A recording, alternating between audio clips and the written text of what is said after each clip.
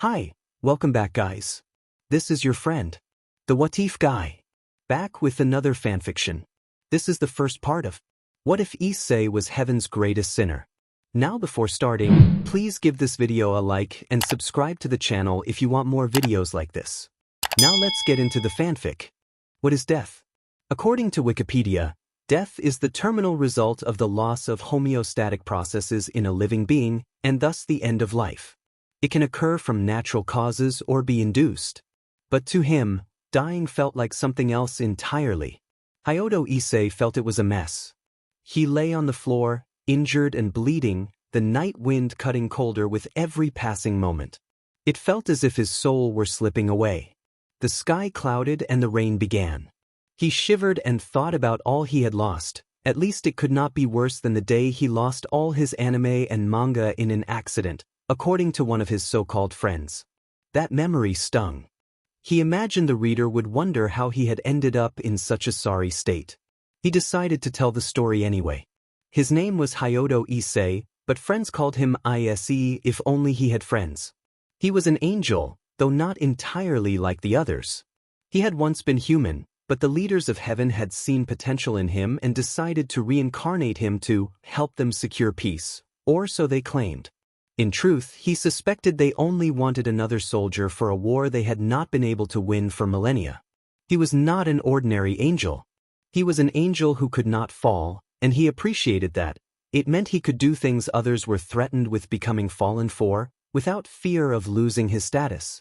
His teachers told him to respect and praise the Great Father, but he found those orders hollow. Many revered Elohim as the greatest being. Yet Elohim had not taken the chance to end Lucifer when he could have. Instead, Elohim had sent Lucifer deep into the underworld, hoping he would learn a lesson and return contrite. Lucifer did the opposite. He grew stronger and built a great army. Over time, power that had once been pure became corrupted, turning many into demons whose aim was to overthrow Elohim. Issei held Elohim responsible for much of what followed. Elohim had failed to put an end to the threat when he had the chance. Now Lucifer commanded an army with power that rivaled his creator. Lucifer was not the only one who fell. Many angels began to harbor envy, curiosity, and desire, and they slipped into sin, becoming fallen angels. These beings existed between demons and angels. They could indulge in vice but still retain the sacred power once granted by Elohim. Issei did not consider them irredeemable. He had gotten along with many of them. Over time, angels, fallen angels, and demons erupted into war. The angels were led by Elohim, the demons by Lucifer, and the fallen angels by the leaders Shemhazai and Azazel. The conflict lasted millennia and still continued. Elohim, Lucifer, and the Grigori Dukes nearly destroyed one another in clashes. Their powers often matched, leaving skirmishes at stalemate and commanders badly hurt. He had no love for their rivalry and sometimes wished the three would eliminate each other and end the war. But the war spiraled out of control when the three factions brought their fights into the human world. Elohim had tried to prevent it, but it was too late. Humans learned the existence of supernatural beings the worst possible way, caught in the crossfire of battles that had nothing to do with them. Many human lives were lost in that massacre. Paradoxically, the conflict benefited the celestial and infernal powers. The church saw its followers double, and Issei found some amusement in watching lifelong atheists rush to confession. The number of prayers skyrocketed, the celestial bureaucracy hummed at peak efficiency, and the production of angels increased. Unfortunately, more angels also began to fall. Demons, meanwhile, received more invocations and contracts. Satanism gained a measure of mainstream curiosity and, for a time, even popularity. He had attended some of their gatherings and found them oddly social: drinks, gambling, and plenty of food, but after his last attendance he received a stern rebuke from Gabriel and a punishment from Michael. He did not understand their fuss. Perhaps he should have taken Azazel or Lucifer up on their offers of employment. He drifted for a moment, losing the thread of his own thoughts. Then he pushed himself to remember where he had left off. Yes, how is it that I cannot fall? After the last battle between Elohim and Lucifer with the Grigori generals about 6 years ago, the old green one was badly injured, more severely than I had ever seen. He withdrew to sleep until his wounds and energy recovered, and he is still sleeping now. After he went to rest, Michael took over managing the system, and he does it poorly. He is, in truth, terrible at it. Perhaps the system needs a technician to check for a glitch. Because the system was not working as it should, demons gained the ability to reincarnate into humans who possessed sacred gear, something they had not been able to do before. Michael began reincarnating humans with sacred gear into angels before the demons could find them. When the races learned that the bearer of the boosted gear had been born, they gave me a home. I was 8 years old when I awakened the boosted gear after witnessing my parents fall in the chaos of another war. At that moment, both demons and fallen angels began searching for me, but Michael found me first. He took me to heaven and wanted me to become his as a role I refused for reasons I can barely remember. He respected my decision, but he still reincarnated me as an angel, insisting it was for my own good. Michael led me to a white room that housed the system, a room that appeared almost empty save for a desktop computer. Michael sat in front of the machine and began typing. A golden light enveloped me and I was frightened. I was only 8 and knew better than to trust supernatural beings, so I feared some kind of disintegrating beam. The boosted gear reacted to my fear and activated. The dragon aura running through my body and the surge of power destabilized the system and caused errors during my reincarnation. That is why my wings are golden instead of the typical white pure like a true angel, and why, in a way, I am not fully connected to the system. That imperfect link allows me to sin without falling. That day I saw the system for the first time. The second time I saw it was when boredom drove me back to that white room while Michael was away. To my dismay, the computer had no internet, but I had a CD of games I had borrowed from a human store during a mission in Tokyo. The moment I inserted the CD, the computer began to smoke. I panicked, slipped out without being seen, and pretended nothing had happened. Michael, however, did not pretend. When he discovered it was me, he was furious. He almost expelled me from heaven if not for Gabriel's intervention. Gabriel had been kind to me. I do not know where I would be without that person. From that day I swore I would not do anything to anger Michael again. I would like to say I have kept that promise, but the truth is that to this day I have driven Michael crazier than anyone else in all his years of existence. It is perhaps a talent. Now, after all that, I find myself cold, soaked, and wounded, waiting for death. This all happened because I saved some demons, ones that I doubt will even remember being saved. How sad life can be. With a final breath I close my eyes, expecting death. When I opened them again, I was in a space of complete blackness, utterly empty except for a massive western dragon towering above me, 80 meters tall and 50 meters long, its scales red with emerald inlays. I recognized him as Drake. Drake told me that of course he had not died and called me an idiot. I replied that I was relieved. Drake repeated that I was an idiot, and I thanked him sarcastically for the compliment. Drake clarified that he had not meant it as a compliment, and I decided to take it as one anyway, then asked how long I had been asleep. Drake informed me that I had slept about 3 days and that I should wake up. I was shocked that it had been 3 days. Drake reminded me that I had nearly died in the last fight. I admitted the truth and said I would stay where I was for a while, fearing what Gabriel or Michael might do, since they likely knew I had saved demons. I told Drake I did not plan to wake up soon. Drake asked why I had saved those demons. I said I did not know. I had thought it was wrong to leave them to die. Drake scolded me for always doing whatever I pleased. I asked if he preferred that I follow Michael's orders to the letter. Drake paused and then said nothing. I assumed that meant he would not tell me what to do. Drake then said it was time for me to wake. At Drake's command, the space around us began to push me back out. I shouted that no, I did not want to be forced awake. Someone called for Drake, insisting they did not want to return and did not want to die. The plea faded as Issei shifted uneasily and began to open his. The light bothered him and it took a few seconds for his vision to adjust. He looked around and realized he was in the hospital of heaven. Issei thought aloud that he was relieved to be alone. Gabriel then interrupted, causing Issei to turn slowly like a robot and find one of the people he least wanted to see standing there. Gabriel regarded him with an unusually stern expression. Issei greeted Gabriel awkwardly, surprised by the visit.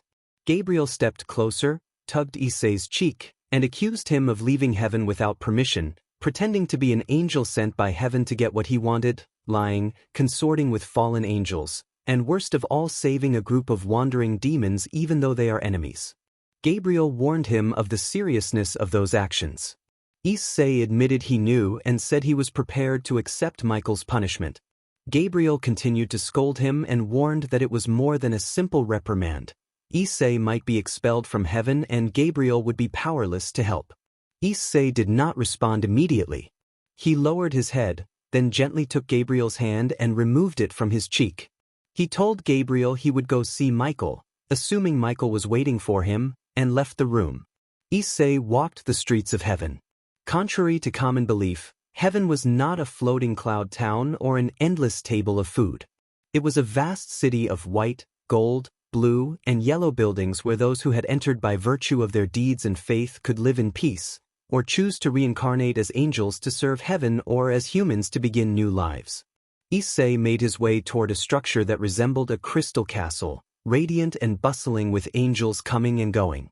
Whispers followed him calling him impure, a heretic, wondering how Michael could allow someone like him to be in heaven. He was not surprised. He had earned that reputation by being a sinful angel. When Issei reached Michael's office, he found Uriel and Dulio there as well. They watched him with serious expressions, clearly already aware of the situation. Issei admitted he wanted to see Michael. Michael answered that he had not called him. Issei explained that he had imagined Michael wanted to see him anyway. Tension fell over the room. Michael broke the silence and asked if Issei knew why he had been reincarnated. Issei replied that he assumed it was to fight in the war. Michael corrected him, saying he had been reincarnated because his help was needed to bring the peace the world needed. Issei insisted that was not true, that they only wanted another pawn in their ranks because they could not win a war that had lasted thousands of years. Uriel cautioned Issei to be careful with his words. Issei pressed on, saying he had been living his life in peace until they brought him here and forced him to fight in a war he had not started, and that many humans had also been harmed by their mistake. Michael raised his voice and struck the desk with his hands, expressing how well he thought he knew Issei since childhood and how he had believed in him. Michael said he did not like the situation any more than anyone else, but they had tried everything to end the war. He had hoped Issei's unique ability to sin without falling would turn the tide, but now Michael admitted that reincarnating him might have been a mistake. Issei stood with his hair hiding his eyes, his fists clenched, the tension visible on his face. He wanted to shout and strike back, but instead he turned toward the door.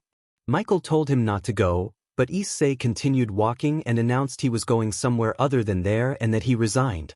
He left the room, leaving Michael, Uriel, and Dulio unsure of what to say. Michael sank back into his chair, tired, resting his head in his hands.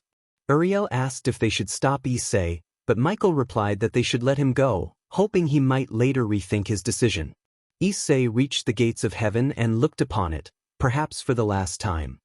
He said goodbye and a magic circle appeared under his feet, transporting him elsewhere. The cycle began to repeat.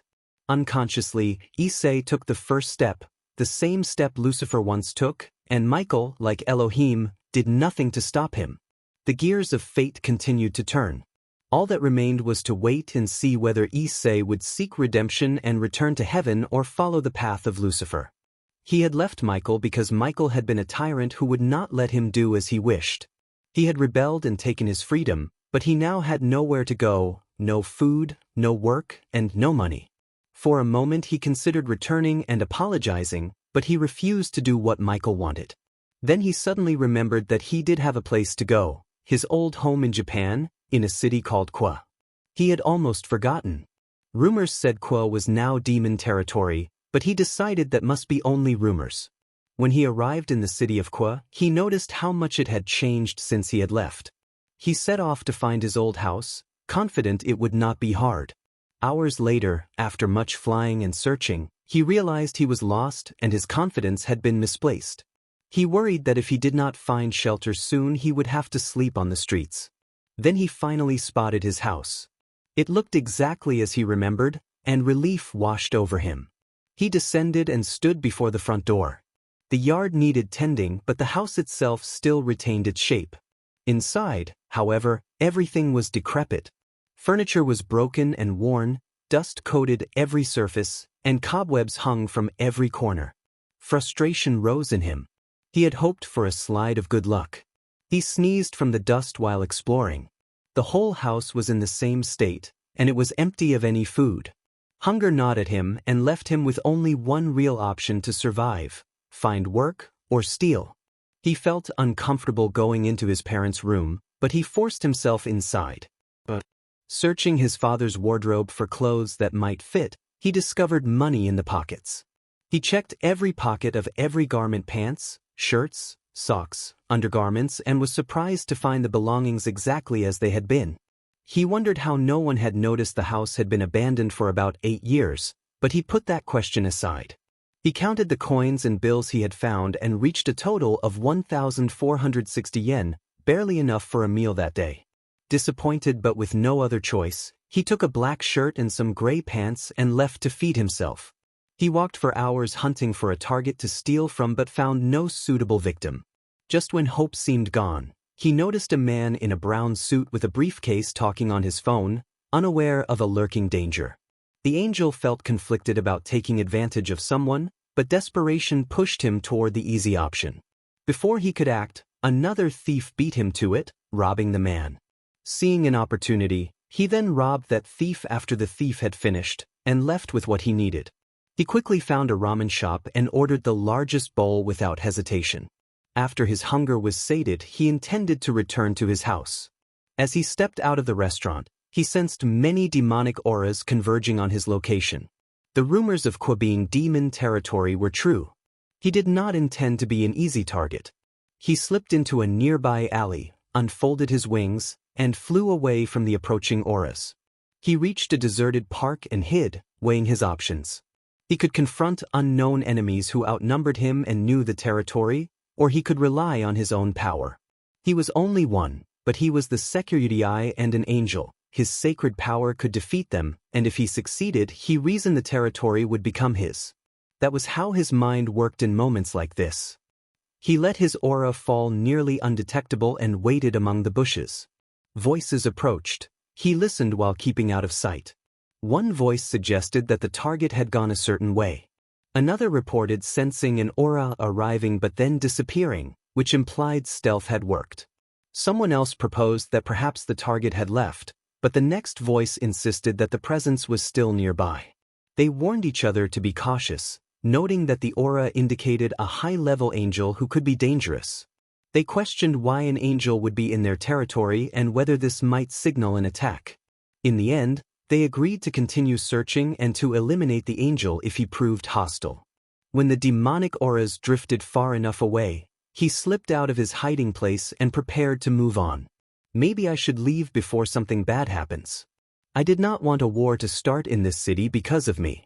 For now I would return home and wait to see how things developed.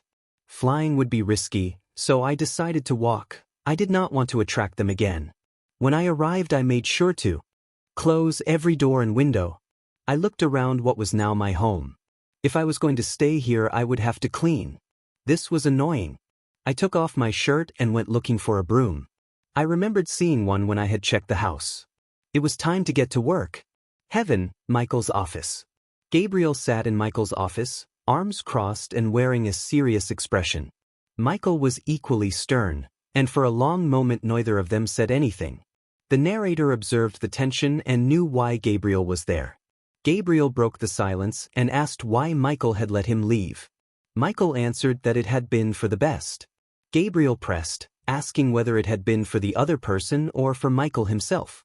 The narrator thought Gabriel was defending him and felt both grateful and guilty. Michael explained that it had been for heaven. The other had to go. Gabriel winced and told Michael that his words hurt and that he was being insensitive. Gabriel accused Michael of putting the narrator into the situation and then expecting him to fix it on his own. The narrator watched Gabriel grow angry and remembered the many chances Michael claimed to have given. Michael insisted he had been more patient with the narrator than he should have been. He even had a few gray hairs because of him. The narrator noticed the faint gray at Michael's temples and felt a pang of remorse at how much trouble he had caused. Gabriel insisted that they had to find him. He could not be left alone. Gabriel worried aloud about what Lucifer or Azazel might do if they found him. Michael fell silent as if thinking the matter over. The narrator began to wonder whether he had made Michael into something harsher than intended. Michael finally relented and agreed, though Gabriel added that the decision would depend on the narrator showing that he had matured. Michael accepted that and closed the matter. After a pause, Gabriel asked about the Excaliburs. Michael replied that they still did not know who the thief was, but they suspected the fallen, because demons could not use them while the fallen could. Gabriel asked what they planned to do. Michael said he had ordered the Vatican to send a pair of exorcists to Qua to investigate further. The narrator reacted inwardly, thinking that problems always seemed to follow him, and wondered if that would be enough. Michael noted that both exorcists carried fragments of the original Excalibur, so they might be sufficient. Gabriel fell silent and looked away, lost in thought. City of Qua, Hyodo residence. Several hours had passed while I cleaned what might be my temporary or permanent home. I managed to remove an enormous amount of dust and spiderwebs, but the furniture and most of the things were still in very poor condition. I regretted not paying more attention in the magic classes Gabriel had given me. Perhaps I would have been able to restore some of it. Tired, the only thing on my mind was going to my room and sleeping for the rest of the day. I climbed wearily toward the bathroom hoping for a shower and discovered there was no water. After 8 years of not paying the water bill, and the same for electricity, being without utilities was not a surprise. With bad luck piling on, I went to sleep in my parents' bed because my own was too small. I lay down and closed my eyes, falling into sleep with the hope that whoever came tonight would not be dangerous. Qua Airport. A hooded figure with a bandaged cross on their back examined the city and muttered about Qua. A second person beside them, also cloaked and smiling, commented nostalgically that it had been a long time since they had been in their hometown. The hooded figure, who carried the cross, reminded the other not to be distracted. They were on a mission, not sightseeing. The smiling companion, named Irina, suggested they find a place to sleep as it was already night and there would be time to work in the morning. The cross-bearing companion, Zenobia, agreed and said they would speak with the Gremory and Citri houses the next day. The two set off in search of lodging for the night. City of Qua, Hyodo residence. Morning. Morning light irritated me and I woke up grumbling. I had forgotten to close the curtains and the sun poured into the room. I opened my eyes slowly, closed the curtains, and then went back to bed for a little longer. But almost instantly he opened his eyes and shot to his feet, because what he was feeling now were two sacred auras, not just any auras, but the ones he had felt before, the auras of two Excaliburs. 3 possibilities formed in his mind. The first was that Michael had already declared him a renegade angel and begun his capture. The second was that something very bad was happening in Qua. The third, and most tempting, was that it was a coincidence and he should go back to sleep. The third option was appealing, but he could sense the Excalibur bearers very close. They were not heading toward him, but he could tell where they were going. Toward a place with a heavy concentration of demons. That was not his affair if they wanted to charge into overwhelming odds. It was their choice. He told himself to keep sleeping, but he could not. He needed to know why they were going to fight. He got up and changed clothes. This time he put on his angel battle outfit. A long-sleeved white button shirt with shoulder pieces shaped like golden wings, a sleeveless vest in gold and red with heavenly runes on the back, pure white jeans embroidered in red, black leather shoes, and fingerless red gloves with metal plates on the back of the hands bearing the sign of heaven. He had adapted the outfit for combat himself. Tailoring was one of his skills. Once dressed, he set out toward where he believed the Excalibur bearers were headed. Before leaving the house, he placed a magical seal on the front in case anyone thought it clever to enter, and then he went. It was relatively easy to reach the location because he had been closer. The building turned out to be a school. Students were coming and going, and everyone stared at him with surprise. That reaction was not unexpected. It was not every day a striking angel showed up. He also noticed other presences approaching besides the Excalibur bearers, and he was certain they were not human. It did not take long for the Excalibur bearers to arrive. They noticed him and regarded him analytically. They were two beautiful young women, one with blue hair and a green streak with amber eyes, the other a brown-haired woman with purple eyes. They looked like exorcists, and he had expected that. He raised a hand and smiled in greeting. He introduced himself as Hyodo Issei, the reincarnated angel. The blue-haired woman identified him as the sinful angel, a name he had earned among the factions. Many knew of him and had begun to call him that. The brown-haired woman addressed him informally, which made him pause. She removed her hood and indicated herself. He studied her face until recognition clicked. She was Irina. He had not seen her in years. Irina mentioned that she was surprised he remembered her because she had presented as more masculine in the past. Before they could continue, the blue-haired woman glanced to the side and interrupted. He turned to see why and found two girls watching them intently. They were demons, unmistakably. One had short black hair, red-framed glasses, violet eyes, and a serious expression. The other had long black hair reaching below her knees, blue-framed glasses, hazel eyes, and a figure that dwarfed her companion. Minutes later he, Irina, and the blue-haired woman who had not bothered to introduce herself were in what looked like the student council club room, seated while they waited for someone named Rias Gremory, the sister of Surzek Gremory, patriarch of the Gremory house. A black-haired girl introduced herself as Sona Citri, the younger sister of Serafal Citri, matriarch of the Citri house. Sona kept her gaze fixed on him. He could not tell whether she disliked him or was intrigued, her expression giving nothing away. He spoke with Irina as she explained how she had become an exorcist and the bearer of Excalibur mimic. She then introduced her friend Corta Zenobia, the bearer of Excalibur destruction. She was a very strange girl. I did not seem to please her, and her expression made that clear. In the room she was not the only one looking at me that way. All of Sona's nobles were present, each wearing a different expression directed at me. It was genuinely uncomfortable. It felt like I was doomed to attract attention for the rest of my life. My thoughts were interrupted by a knock on the door. Sona told them to enter, and a redhead stepped inside. I froze and stared at her, standing abruptly as my gaze stayed fixed. The redhead shared my reaction. She had come with 3 other girls and a blonde boy, members of her noble retinue. Both the redhead and I reacted the same way, pointing at each other and exclaiming that it was one another. I stood in a corner of the student council room with my arms crossed, trying not to pay attention to the redhead sitting on the couch, who did not take her eyes off me, nor did her entourage. Sona clarified that I claimed to have saved Rias and her entourage from a group of wandering demons 3 days ago, and she reminded them that she had been trying to explain that for hours. Rias admitted, slightly embarrassed, that it was true. I responded with sarcasm, telling them to excuse me for saving their lives and that next time I would let them die. I told Rias that for someone so pretty she was very ungrateful, and that I had lost my right arm saving her and her servants. Rias expressed disbelief because my arm appeared intact. She began to question whether saving her had been a good idea. I extended my arm to show everyone in the room.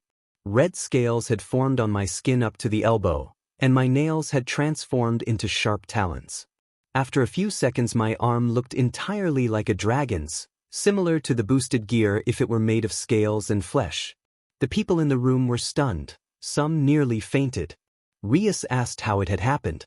I explained that my arm had been taken by one of those wandering demons, but Draig had been able to restore it by replacing it with his own.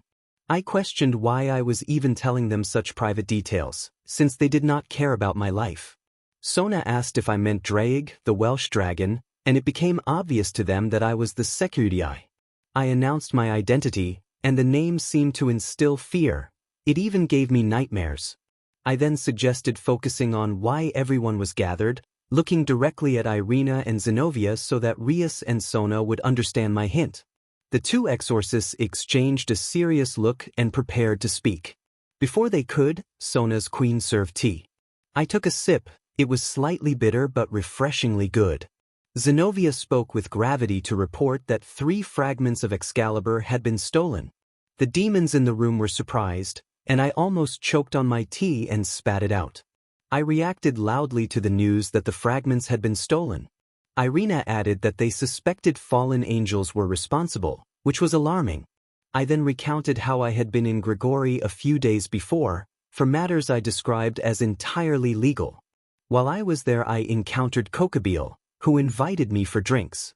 We talked for a long time and after a few drinks, he grew candid and revealed his true motive for the invitation. He had tried to recruit me and confessed a plan to break the ceasefire by stealing Excalibur and destroying a territory of an important demon to restart the war. After I finished explaining, the room fell silent. Sona demanded to know why I had not done anything to stop him or informed my superiors. I answered that I had assumed Kokabil was joking because he had been drinking and that I did not know how to report such a thing without sounding ridiculous. I did not want to imagine the punishment I would have received. I also acknowledged that I was not among the top-ranked subordinates in heaven, that everyone else seemed to be on the list but me, and that thought made me uneasy. Sona and Rias were not pleased. The presence of Irina and Zenobia meant Kokabil might actually be in Kwa, and he had not come to sightsee. Zenobia rose and said they needed to inform the church, walking toward the door followed by Irina. Partway to the exit, Zenobia noticed one of Rias's servants, a blonde with long hair, green eyes, and a timid, nervous manner, a pale-skinned girl who still seemed to be growing into herself. Zenobia asked if the girl was Asia Argento. Asia shyly confirmed that she was. Zenobia admitted she did not expect to meet a witch, and then asked if Asia was the former nun who had become a witch. Irina said she had heard that Asia had been exiled for healing a demon, but she had not known that Asia had become one. Hyodo looked toward Asia, who clutched her skirt and felt tears welling in her eyes. Zenobia observed that it was surprising a saint had become a demon and asked whether Asia still believed in God. Rias interjected that Asia was a demon. Zenobia replied that many sinners repent and keep their faith, and she believed she could see that in Asia. Zenobia then asked Asia directly whether she still believed despite being a demon. Everyone in the room fell silent, waiting for Asia's answer. Rias looked upset, and Hyodo Ise felt irritation rise as they insulted someone under Rias's protection. Asia answered that she could not forget so easily and that she had believed in him all her life, speaking through her tears. Someone in the room suggested dealing harshly with her. Zenobia continued with a declaration that any sin could be forgiven and punished in the name of God. Hyodo stepped forward and told Zenobia to stop, placing himself between Asia and the exorcist. Zenobia insisted she was punishing a sinner in the name of God.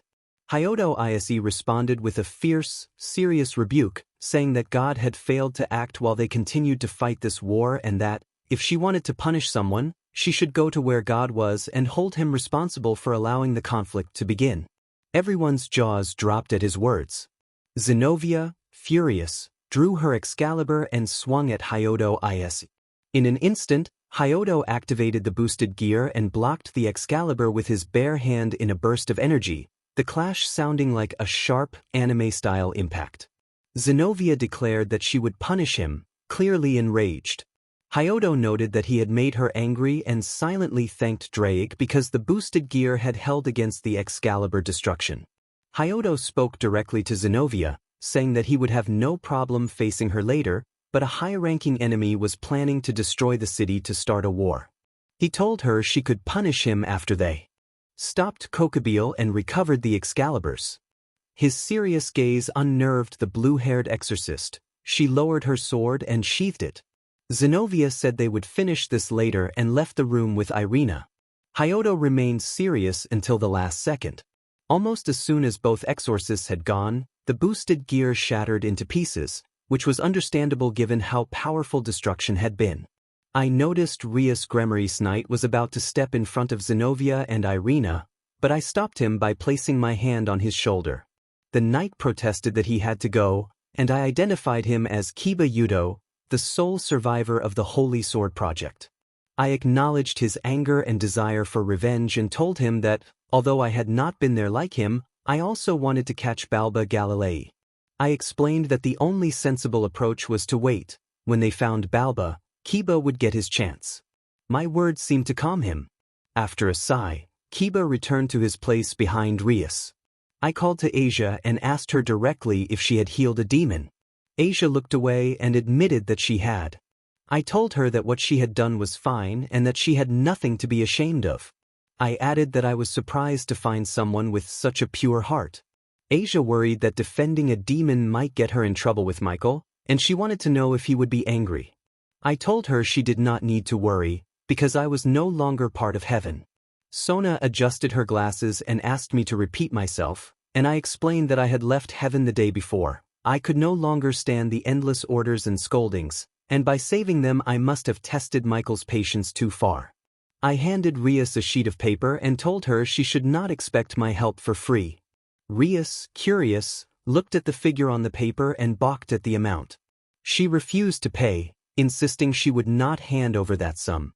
I pointed out that she was part of House Gremory, one of the most important families of the underworld, and should be able to afford it. When she still refused, I called her stingy and closed my eyes. I then asked Rias and Sona for permission to stay in their territory for a while. I said the Kokobile matter was delicate and that I wanted to help. They exchanged doubtful looks. Sona asked where I would stay if I remained.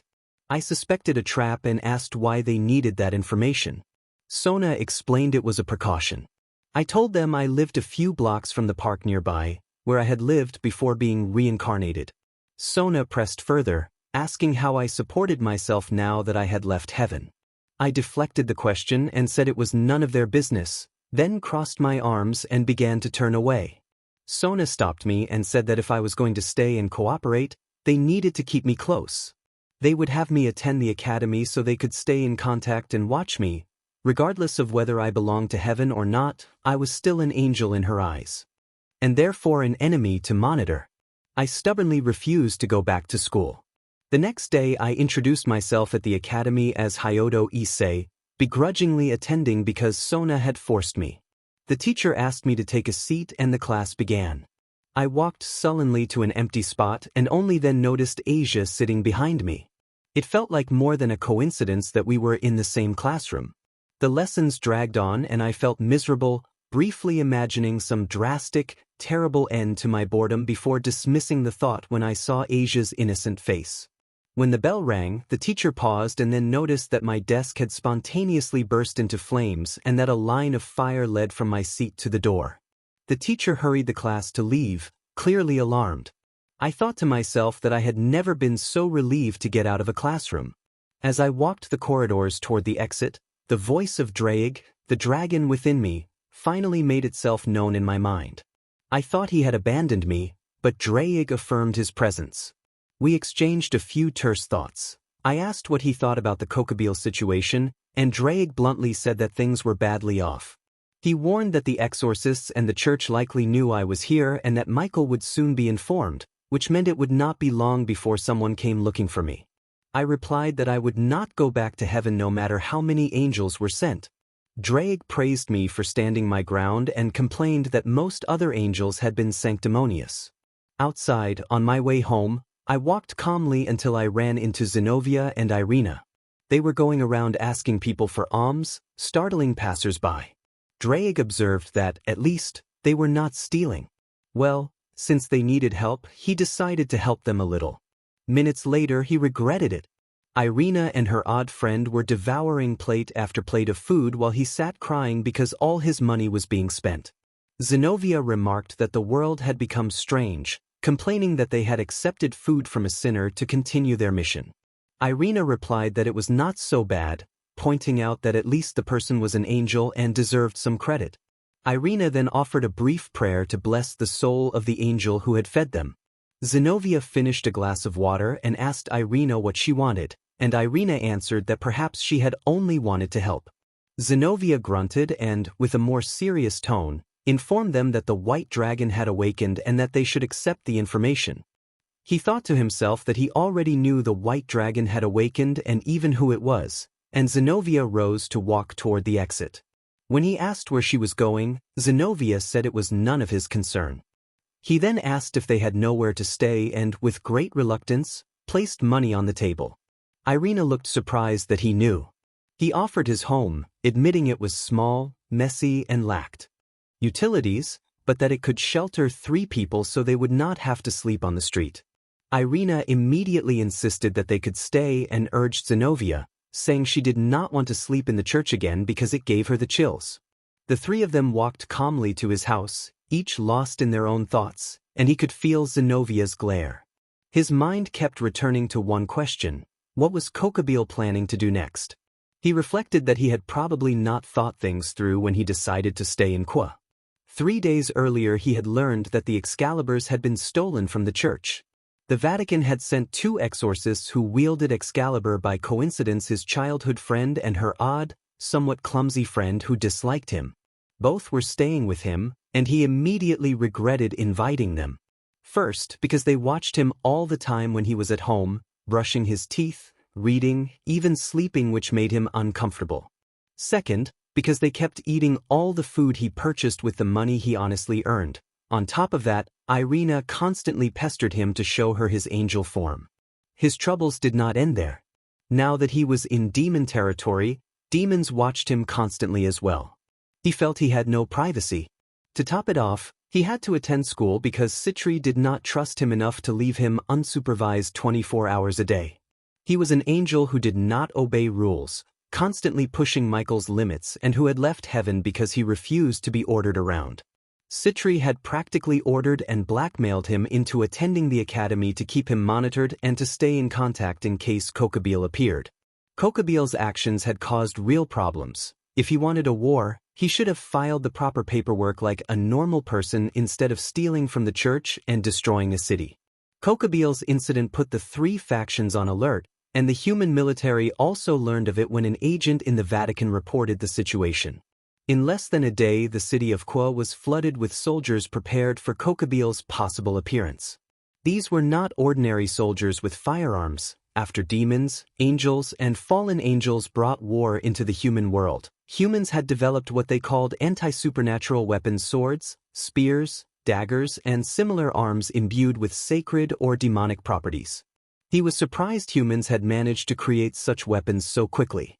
The city of Kwa was now crawling with military personnel of all ranks on plazas, in parks, near trash bins, on corners, even up on poles and in the trees. Some moved like shadows following people, which he found unnerving. He was headed to his daily portion of torture, school.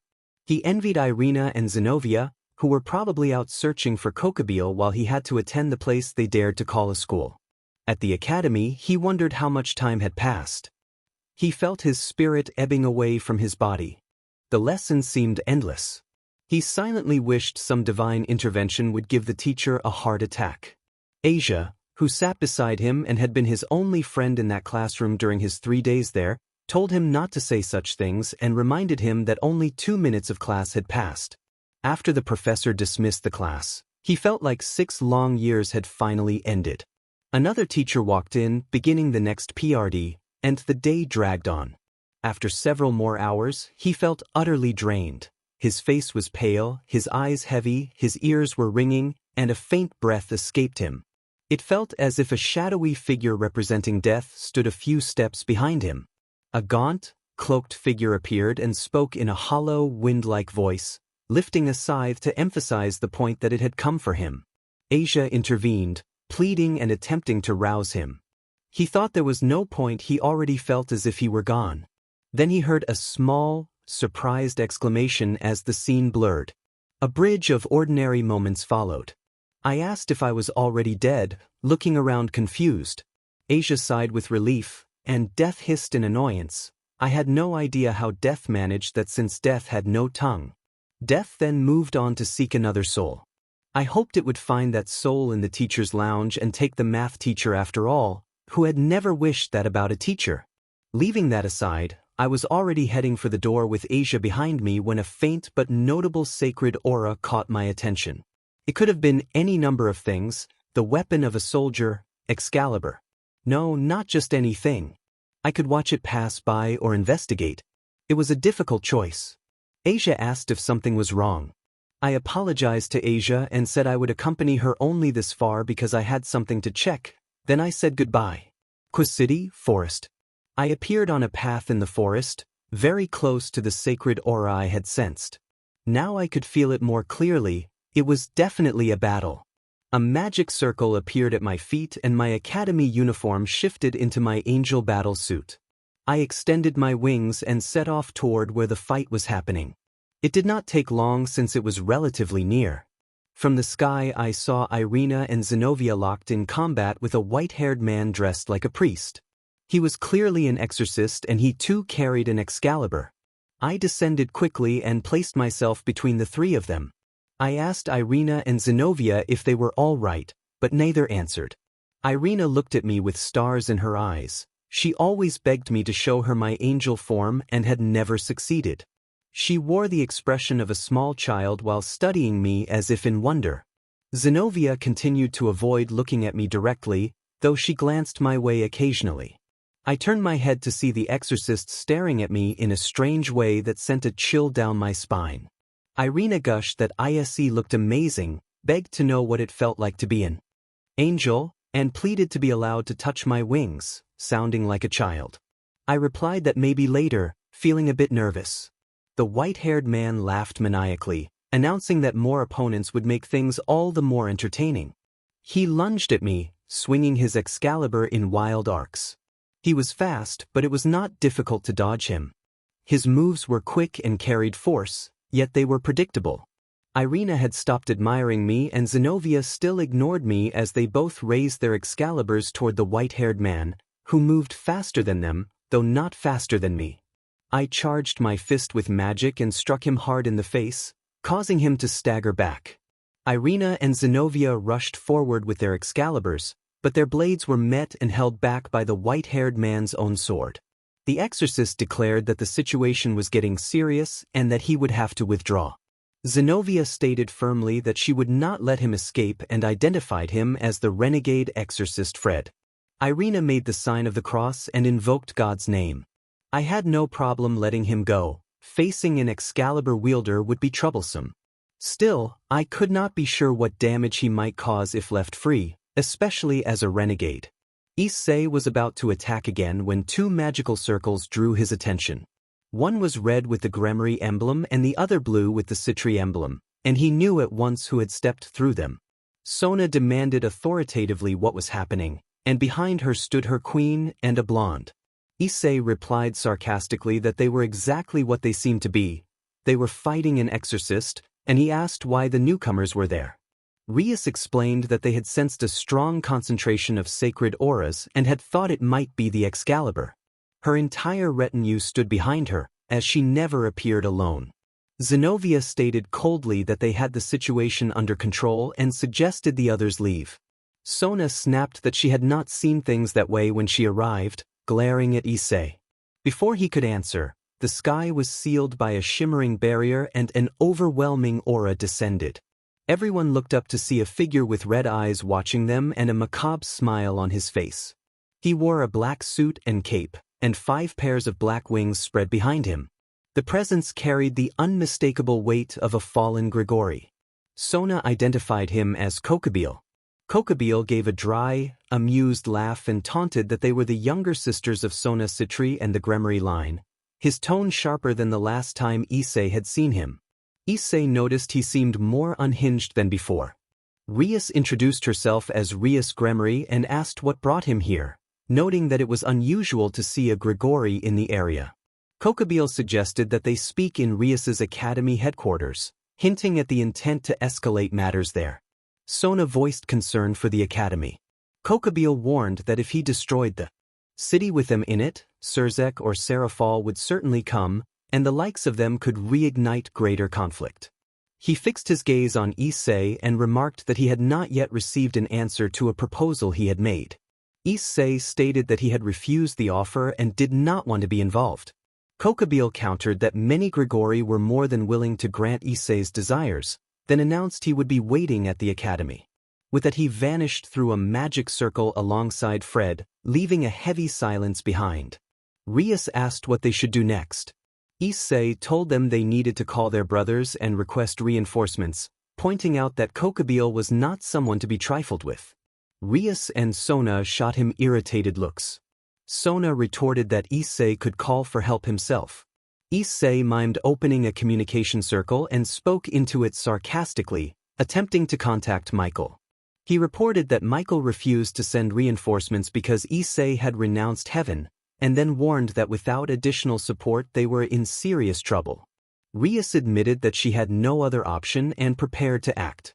When Sona asked whether Rias would call her brother, Rias answered that it would be something like that. Before the conversation could continue, Irina approached and clung to Issei's wings, gently rubbing her cheek against the soft feathers and stroking them with innocent delight. Irina behaved like a small child enchanted by the sensation. Zenobia looked as if she wanted to touch as well but turned away and resumed her indifferent stance. Issei sighed at the sight. Issei told the others that they could touch the wings if they wished, and Asia stepped forward with a timid smile and delicately ran her fingers over them, mirroring Irina's awe. The rest watched with a mixture of curiosity and mild discomfort. They never saw two girls touch an angel's wings. City of Kwa Academy. Night had already fallen.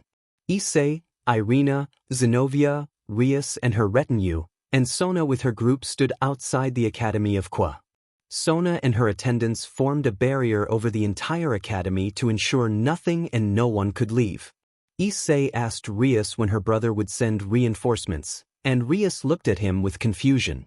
Rias replied that she had never said her brother would send reinforcements. Issei demanded then whom she had asked for help. A magical circle wrapped in fire answered instead. 16 figures emerged from the circle, clearly demons, and by the emblem on the portal they belonged to House Phoenix. 15 were women and one was a man who looked like a high-class demon, blonde, blue-eyed, wearing a burgundy suit, and bearing a smug expression. Issei asked Rias who he was, noting that the man made a poor impression on him. Rias identified the man as Reiser Phoenix, and before she could continue, Reiser interrupted to declare himself her husband. Reiser stared at Issei with hostility and said he had not expected to find an angel. Rias shot back with a dry retort that made her attendants smile and caused a vein to throb on Reiser's forehead. Reiser accused Rias of insulting a phoenix, and Rias countered that insulting someone who could easily defeat them was not wise.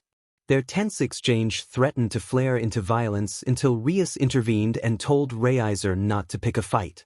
Reiser teased Rias about asking for his help and whether she was finally accepting him as her husband. Rias firmly rejected the idea. Issei then realized with dismay that Rias had indeed sought help from Reiser and registered the news with a private resignation. Issei withdrew a pencil and paper and began to write. Irina came closer and asked what he was doing. Issei explained that he was writing his will, joking that if he was going to die today he wanted the world to know his last wishes.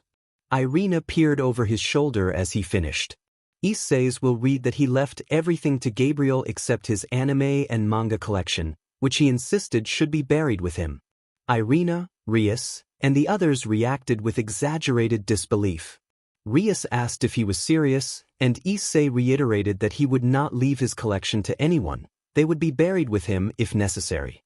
Issei folded the paper and tucked it away, then sighed as he looked at the academy shrouded by the barrier. Issei thought it was time. The battle concluded with Kokabeel prevailing. Kwa lay in ruins and several people had been killed. The conflict resumed, forcing Elohim to awaken from his long slumber, and Issei's soul ended up entrusted to a Shinigami.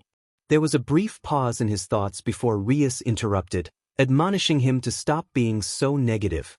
Issei apologized for his realism but pointed out that if someone had listened and asked for help from her brother sooner, things might not have turned out so badly. They moved inside the academy toward what felt like an inevitable end. Issei teased Rias about ordering yakitori and joked that perhaps she intended to bribe Kokabeel with food. Most of the group found the comment amusing, though Yakitori did not. Yakitori, surrounded by flames, declared his irritation. Issei apologized to the food and then used a fire extinguisher he had taken with him to put out the flames, noting that he had grabbed it when they entered because he did not want to be burned. Irina asked why he had an extinguisher, and Issei explained he had seen it and thought it was a good idea to bring it along. Reiser's irritation deepened at Issei's nonchalance. Rias sighed heavily. Irina and Zenobia were more serious than usual. Zenobia, as always, wore a stern expression. Yakitori glared as if ready to explode. Issei felt the urge to leave Kwa and find another place to live, but it was too late for that now. They gathered in the school courtyard. Kokabeel sat on a throne hovering several meters above them, calm and watching with red eyes and a smile that would unsettle anyone. Issei wondered aloud who else might come to the fight and whether Serafal would appear. He asked if it was Surzek, but he would be in for a big disappointment when he found out who had actually come. Rias responded with confidence that they had come instead, and she did not yet seem to realize the mess they had walked into. Kokabeel snorted and snapped his fingers. A great spear of sacred magic appeared in his hands and he hurled it at what had looked like the gym, destroying it completely. The narrator thought he was just showing off. From Kokabeel's throne a beam struck the ground and opened a deep hole. Flames spilled up and a three-headed dog emerged. Just when it seemed things could not get worse, an entire pack of Cerberus came out of the flames, and they did not look friendly. Rias explained that the Cerberus were the three-headed dogs that guarded the gates of the underworld.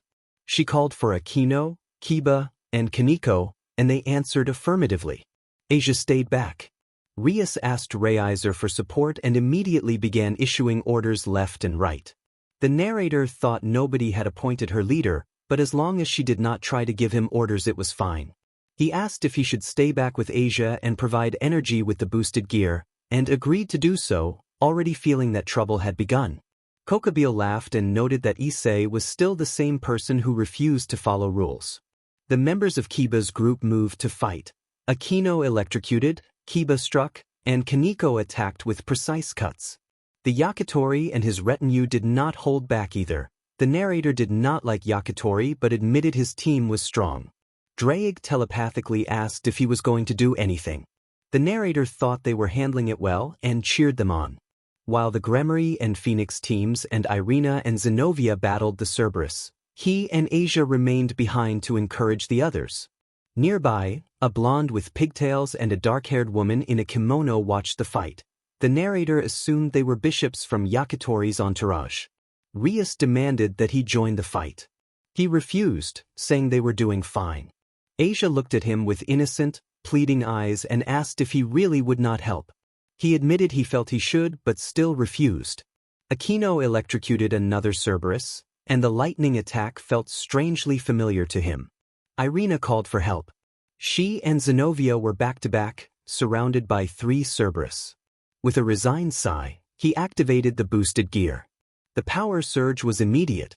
His wings spread and a halo appeared above his head as he focused sacred magic into the gear and launched himself to assist Irina and Zenobia. He struck the first Cerberus, sending it reeling. The other two lunged at him. He intensified the boosted gear and formed a crimson sphere in his gauntlet. He fired a dragon shot that burst in a stylized explosion and knocked the remaining Cerberus away in a bright display of energy.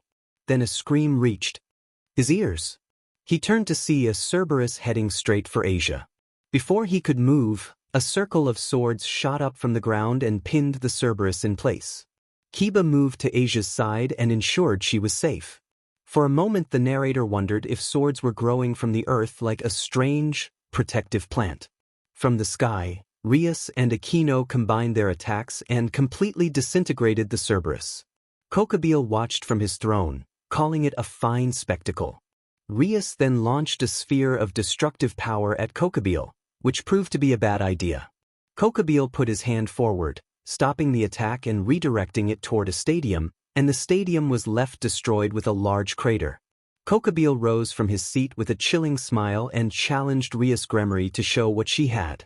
An old man standing before a sword that radiated a powerful sacred aura announced that the sword was finally ready and warned everyone to leave because the city would be razed in less than 20 minutes. The narrator reacted with alarm at the countdown to the city's destruction, considering fleeing immediately. The narrator also considered a desperate plan. If the sword could be destroyed, the city might be saved. The narrator pictured the glory of becoming a hero, of being begged to return by Michael, of rising to Seraph and taking control of the heavens and, eventually, the world. The thought ended with a wicked laugh and the conclusion that the only thing to do was destroy the sword. Drake warned that the world did not work that way, but the narrator dismissed the warning, insisting they would simply destroy the sword. Kokabeel then spread his wings and his throne vanished. He declared that if anyone wanted him to stop, they would have to defeat him. The narrator swore silently that his perfect plan for worldwide domination had just been ruined by those 3 words. Rias clenched her teeth, focused all her destruction power in her hands, and flung it at Kokabeel.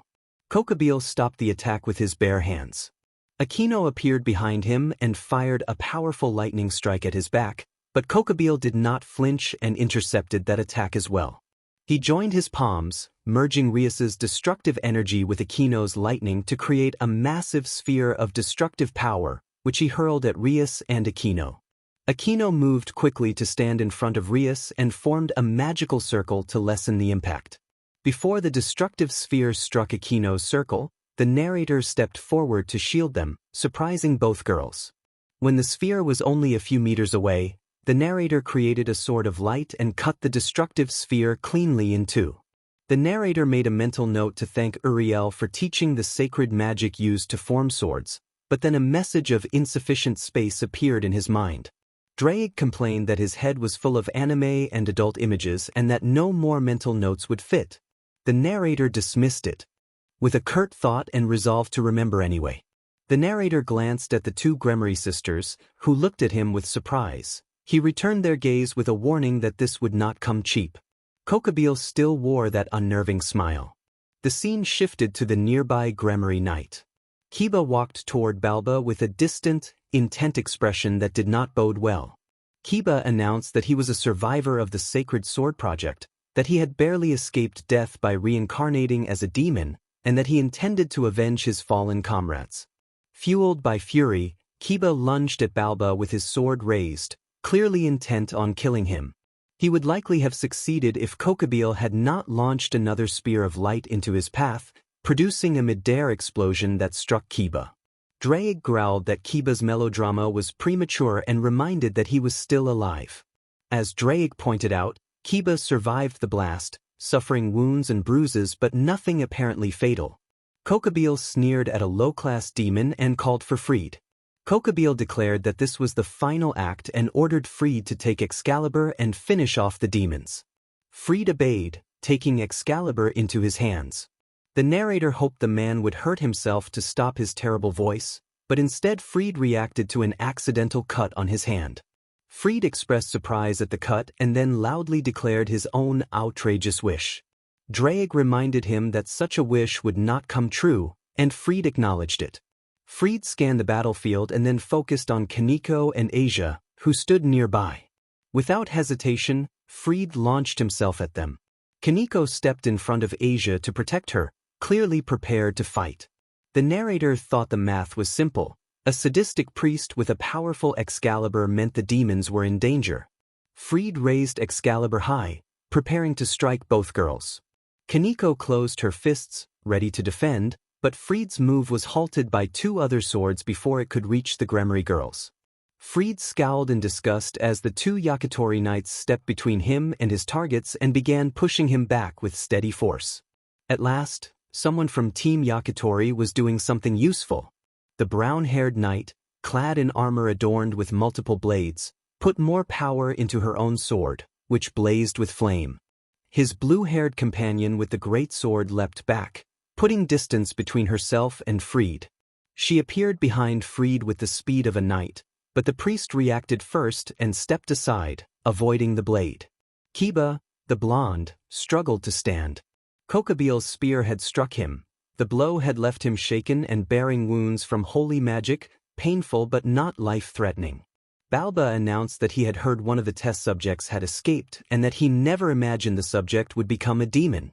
Balba stood before Kiba with a smile and expressed gratitude for Kiba's unintentional contributions, claiming that the experiment had succeeded because of him. Kiba asked with visible irritation whether he existed. Balba explained that the power of the subjects had not been enough to sustain a sword, so he had solved the problem by taking those powers from them. He had found a way to crystallize that energy. At that revelation, Kiba and the others stared in surprise. In Kiba's memory, Michael had informed a group of angels, himself included, about the Vatican's Sacred Sword project. The project had been cancelled, but Balba Galilei had gone further. He had taken the lives of hundreds of people to extract their power and crystallize it to hand out as he pleased. An order had been issued to capture him, but Balba had escaped and, unknown to them, allied himself with Kokabeel. That new alliance explained why they could not find him. The Vatican had kept the crystals Balba produced and used them on people to avoid wasting them. Balba, however, had continued his ambitions, and his alliance with Kokabeel seemed to have corrupted what was left of his mind. Balba tossed the crystal at Kiba's feet. Kiba picked it up and pressed it to his chest, his eyes glassy with tears. Rias and her retinue watched him with tears in their own eyes. Yakitori observed with indifference while his followers regarded Kiba with pity, except for the two knights, who looked on sadly. Irina and Zenobia seemed lost in thought, as if something from the past had resurfaced for them. Kiba, voice trembling, asked how many people Balba had sacrificed for his greed while holding the crystal against his heart. Behind him, lights began to appear and slowly took the shape of human figures, ethereal and distant. Asia asked if those were people. Aquino replied that they likely were, the result of the forces in the area and the souls that Yudo's heart had released from the crystal. Kiba thought that he had always wondered whether he deserved to be the sole survivor. Many of those lost had dreamed larger dreams than his and had wanted to live more desperately than he ever had. He could not help but feel the weight of that truth. Kiba clenched his teeth and wondered if he deserved to live in peace. He raised his head and sensed the presence of the souls of his former companions behind him. He looked down and saw a little girl tugging at his sleeve. He smiled at her. The other souls transformed into particles of light and began to float around Kiba. The souls reassured him that they were together, urged him to open his heart, and told him not to be afraid even if God slept or did not watch, because their hearts would always be with him. Kiba began to cry at the words from his former companions. He closed his eyes and smiled. One voice finished, and all the particles of light entered his body as a light shone down from the sky. Rias and Aquino smiled sincerely. Asia cried, pressing her hands to her chest. Kaneko felt a warmth inside despite showing no expression. Irina watched the scene with fascination. Zenobia remained the same as always. The Yakitori observed with annoyance while his retinue was moved. The narrator noticed all their reactions. Irina innocently asked whether Issei was crying. Issei denied it coldly, though he admitted to himself that he was crying despite a composed face. Drake spoke through the gauntlet and said that the knight had reached his limit. Everyone reacted to the voice coming from the hand. Drake explained that when the dreams and wishes of a sacred gear wielder change so much, the sacred gear can expand its limits and create a balance breaker. Kokabeel made a pleased sound at the revelation. Kiba said that his companions did not want him to take revenge, but he still had to eliminate the evil before him and prevent anyone else from suffering the same fate. He walked toward Balba and formed a sword. Balba called for Freed with obvious fear. Freed freed himself from the Yakitori's knights and leapt in front of Kiba, taking a guard with Excalibur in hand. Balba taunted Kiba, but Rias encouraged Kiba with a sincere smile. Aquino supported her. Kaneko voiced her support. Asia, in tears, urged him on. Freed interrupted sardonically and threatened to kill them all. Kiba fixed his gaze on Freed and declared that he would become a sword, that his companions were now fused with his soul, and that he would fulfill the dreams they had shared. He activated Sword Birth. He raised his sword and it became surrounded by both holy and demonic magic that began transforming the blade. He named the weapon Sword of Betrayal, a blade that was both holy and demonic. The narrator noted that any archangel would be alarmed to see a demon wielding a holy element. Balba exclaimed that such a union of opposing forces was impossible. Zenobia stepped beside Kiba and reminded everyone that they were still allies of Rias Gremry. Kiba, confused, agreed that they were in it together. They decided to work together to destroy Freed's Excalibur. Zenobia drove Excalibur destruction into the ground and extended her arm. She called to Petra, Basilius, Dionysus and Mary, and a sacred circle appeared beside her. A chained sword emerged from it. Zenobia grasped the hilt and freed Durandal from its chains. Kiba reacted with surprise. Balba, even more shocked, said that no one had been able to wield Durandal according to his research. Zenobia explained that, unlike Irina, she was a natural wielder. Durandal cut anything it touched and was difficult to control, so she kept it sealed in another dimension. Freed's Excalibur extended to strike Zenobia, but she deflected it with a move. The Excalibur rose and split into 4 blades aimed at Durandal's wielder, but she shattered each blade as if they were nothing. Zenobia declared that this was not a complete Excalibur and not a match for Durandal. She lunged at Freed, who leapt back to avoid the cut. Kiba appeared behind Freed and delivered a horizontal slash that Freed barely managed to block. The two engaged in an aerial sword fight, trading slashes and cuts. Kiba told Freed that he could not sever their bonds, and he struck again with even greater force. Freed attempted to counterattack, but Kiba's move snapped the blade of the Excalibur, surprising him. Freed fell forward onto the ground, raised his head in bewilderment, and was pushed back down by another well-placed strike from Kiba. Kiba informed his companions that their power had surpassed that of the Excalibur. Balba could not believe it. Kiba issued a threatening look and told Balba to prepare to die. Balba began to stammer about the balance between holy and demonic forces and what it might mean for Satan and God, but a lance of light struck him and his form dissolved into radiance, eliminating him instantly. Kokabeel had launched the lance. Rias demanded to know what Kokabeel was planning. Kokabeel declared that he no longer needed certain men to complete his scheme and that he would stop merely observing. Kokabeel ordered Hyodo Issei to use the boosted gear to increase someone's power. Rias questioned whether he would really give them a chance. Reiser warned Kokabeel not to underestimate them. Kokabeel laughed in a chilling way. Rias began to speak, but Issei interrupted loudly, refusing to comply with Kokabeel's demand. Issei made it clear that he would not allow Kokabeel to use him or to have his way. Kokabeel reacted with a manic laugh, accusing Issei of turning against him and insisting that Issei was alone and abandoned by the archangels and Elohim. Kokabeel mocked the idea that aid would come, insisting that Elohim had abandoned them. His aura grew increasingly terrifying. It was terrifying. He acknowledged that the man was very strong, but he would not give him the satisfaction of an easy death, never. He also noted that the man had made Asia cry. Asia was crying. Kokabeel's words about Elohim had clearly affected her. It was not only her. He could see Irina trying to hold back tears and Zenobia grinding her teeth while she gripped Durandal tightly. He was about to respond, but his voice failed him. It was not because he was afraid or had nothing to say. He had many things he wanted to tell that man. An energy wrapped around him. His wings and halo flared with intense light, and a cross of sharp points made of light appeared at the nape of his neck, more like a 4-pointed star.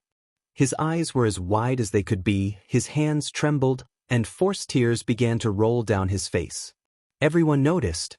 Kokabeel taunted Issei, saying that he had realized his situation and was trembling with fear, and that it was already too late to beg for forgiveness. The others looked at Issei with pity and disappointment. For a moment they had believed he might stand up to Kokabeel, but those hopes faded when they saw him like that. Issei brought his hands to his face to hide the forced, chilling smile. He told them they were wrong and that a presence and sensation had undoubtedly awakened.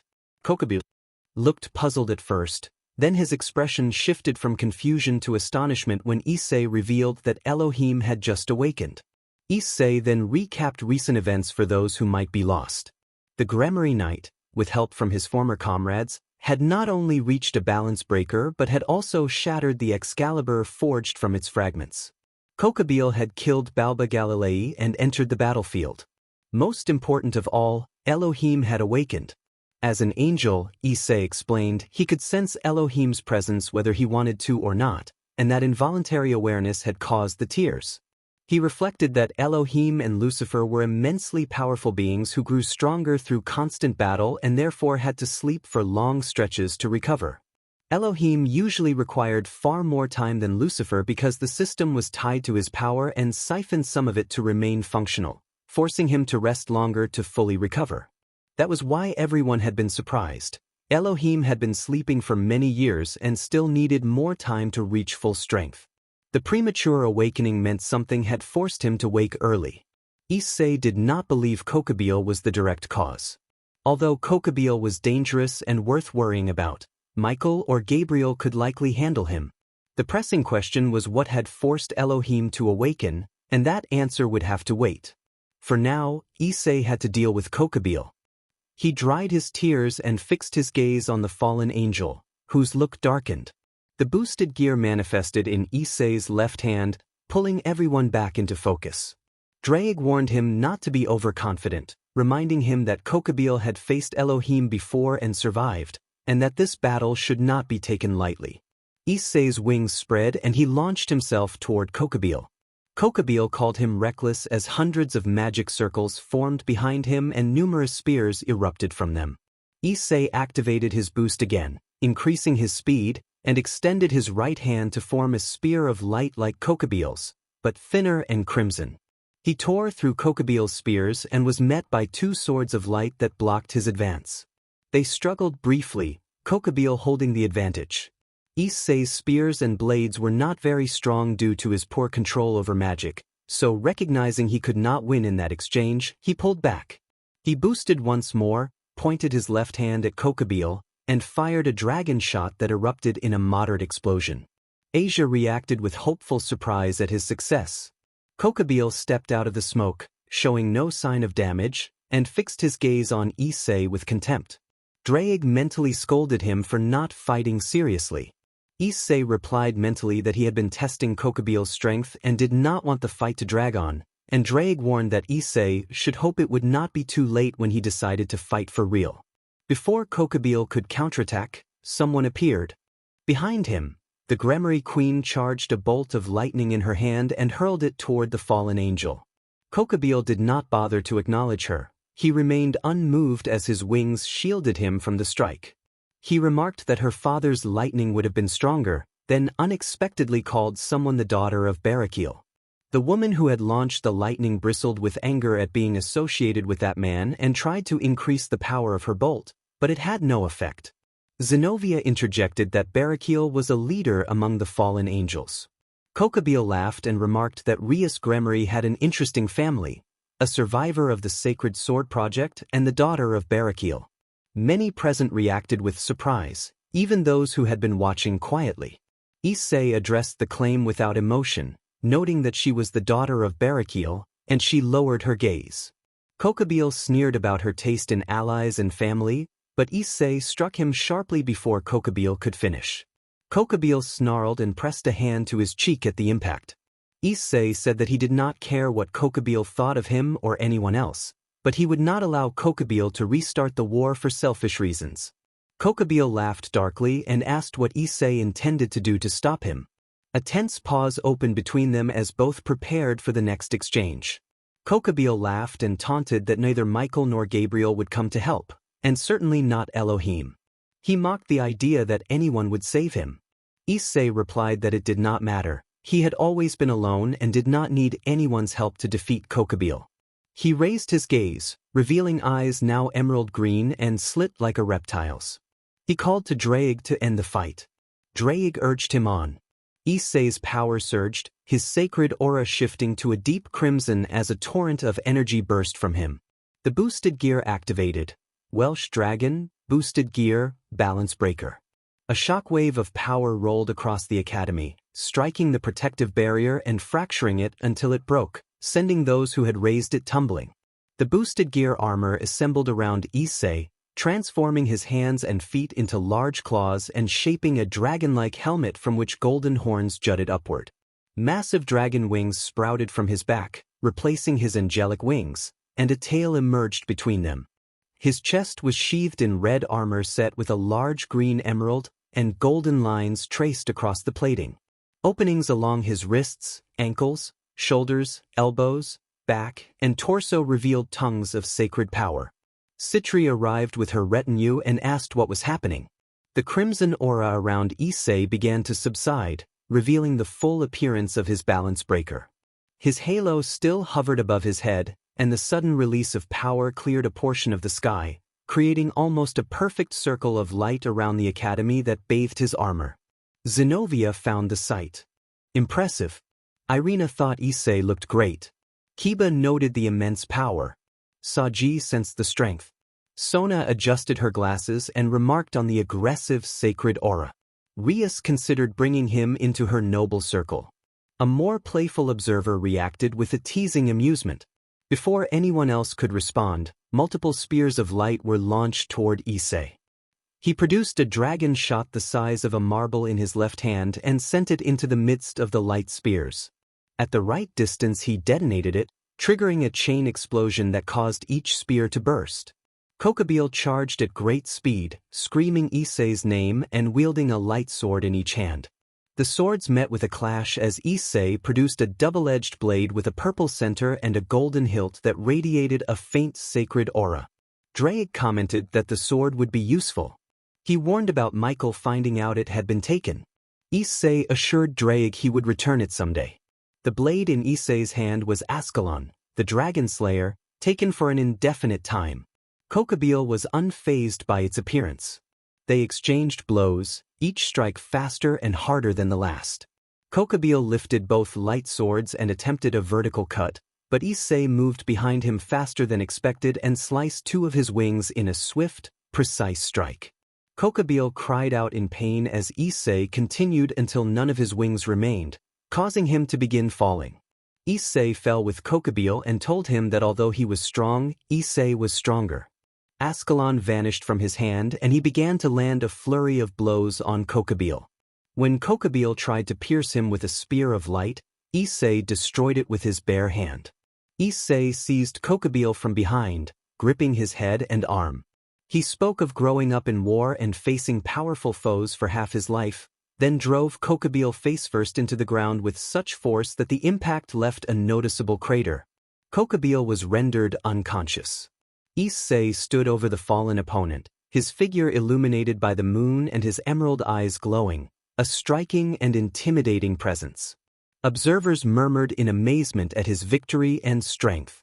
Suddenly a figure descended from the sky encased in white armor set with blue gems. Issei recognized the vanishing dragon. Rias reacted with a call for Valley. Citri, surprised, asked what Valley was doing there. Hakuryukuku gave no answer.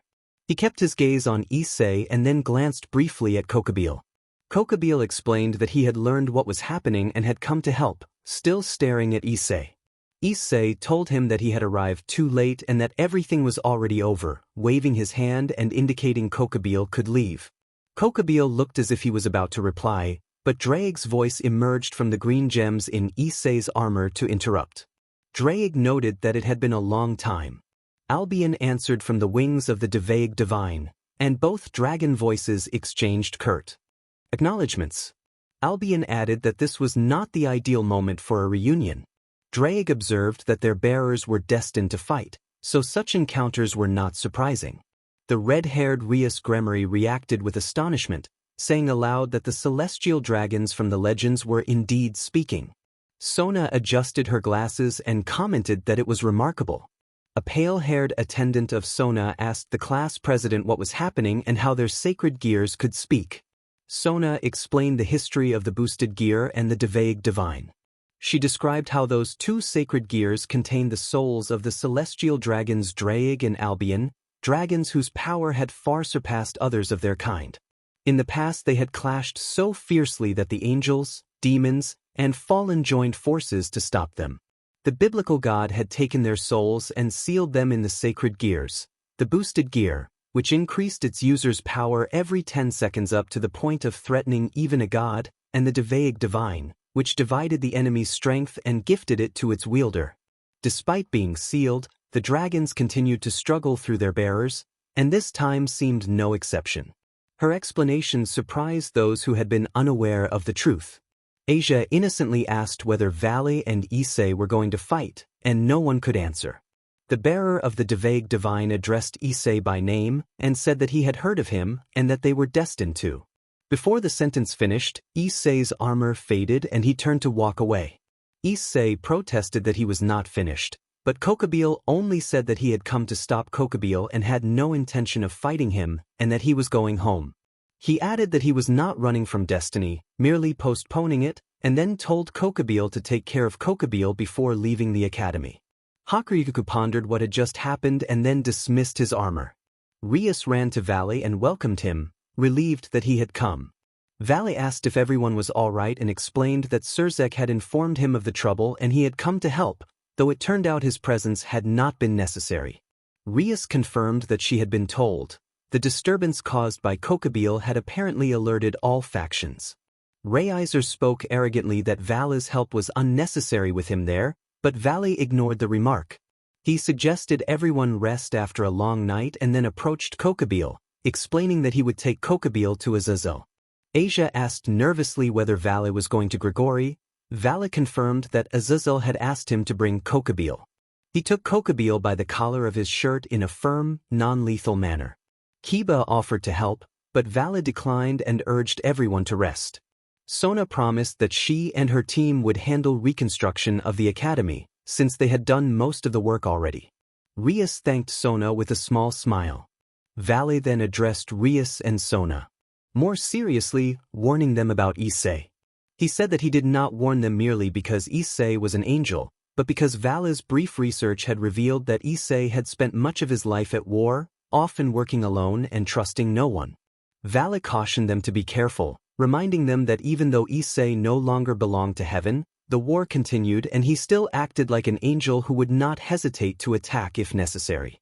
With that final warning, Valley materialized his armor and took flight, disappearing from view.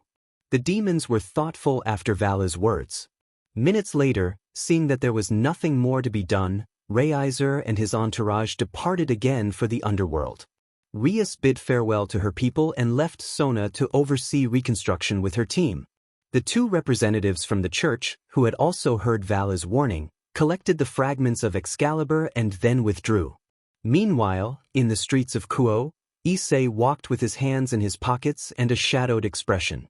His thoughts were not centered on Valley. He already knew who the Hakuryuki was, but on Kokabeel's actions.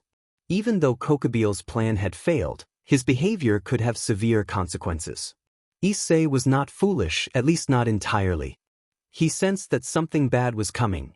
The stirring of Elohim showed that the matter was important enough to rouse the old powers, and that thought tormented him. Issei looked up at the sky and watched as Valley rose higher, Kokabeel still gripped by the collar. Valley continued ascending until he vanished from sight. Draig murmured that things were getting interesting, and Albion agreed.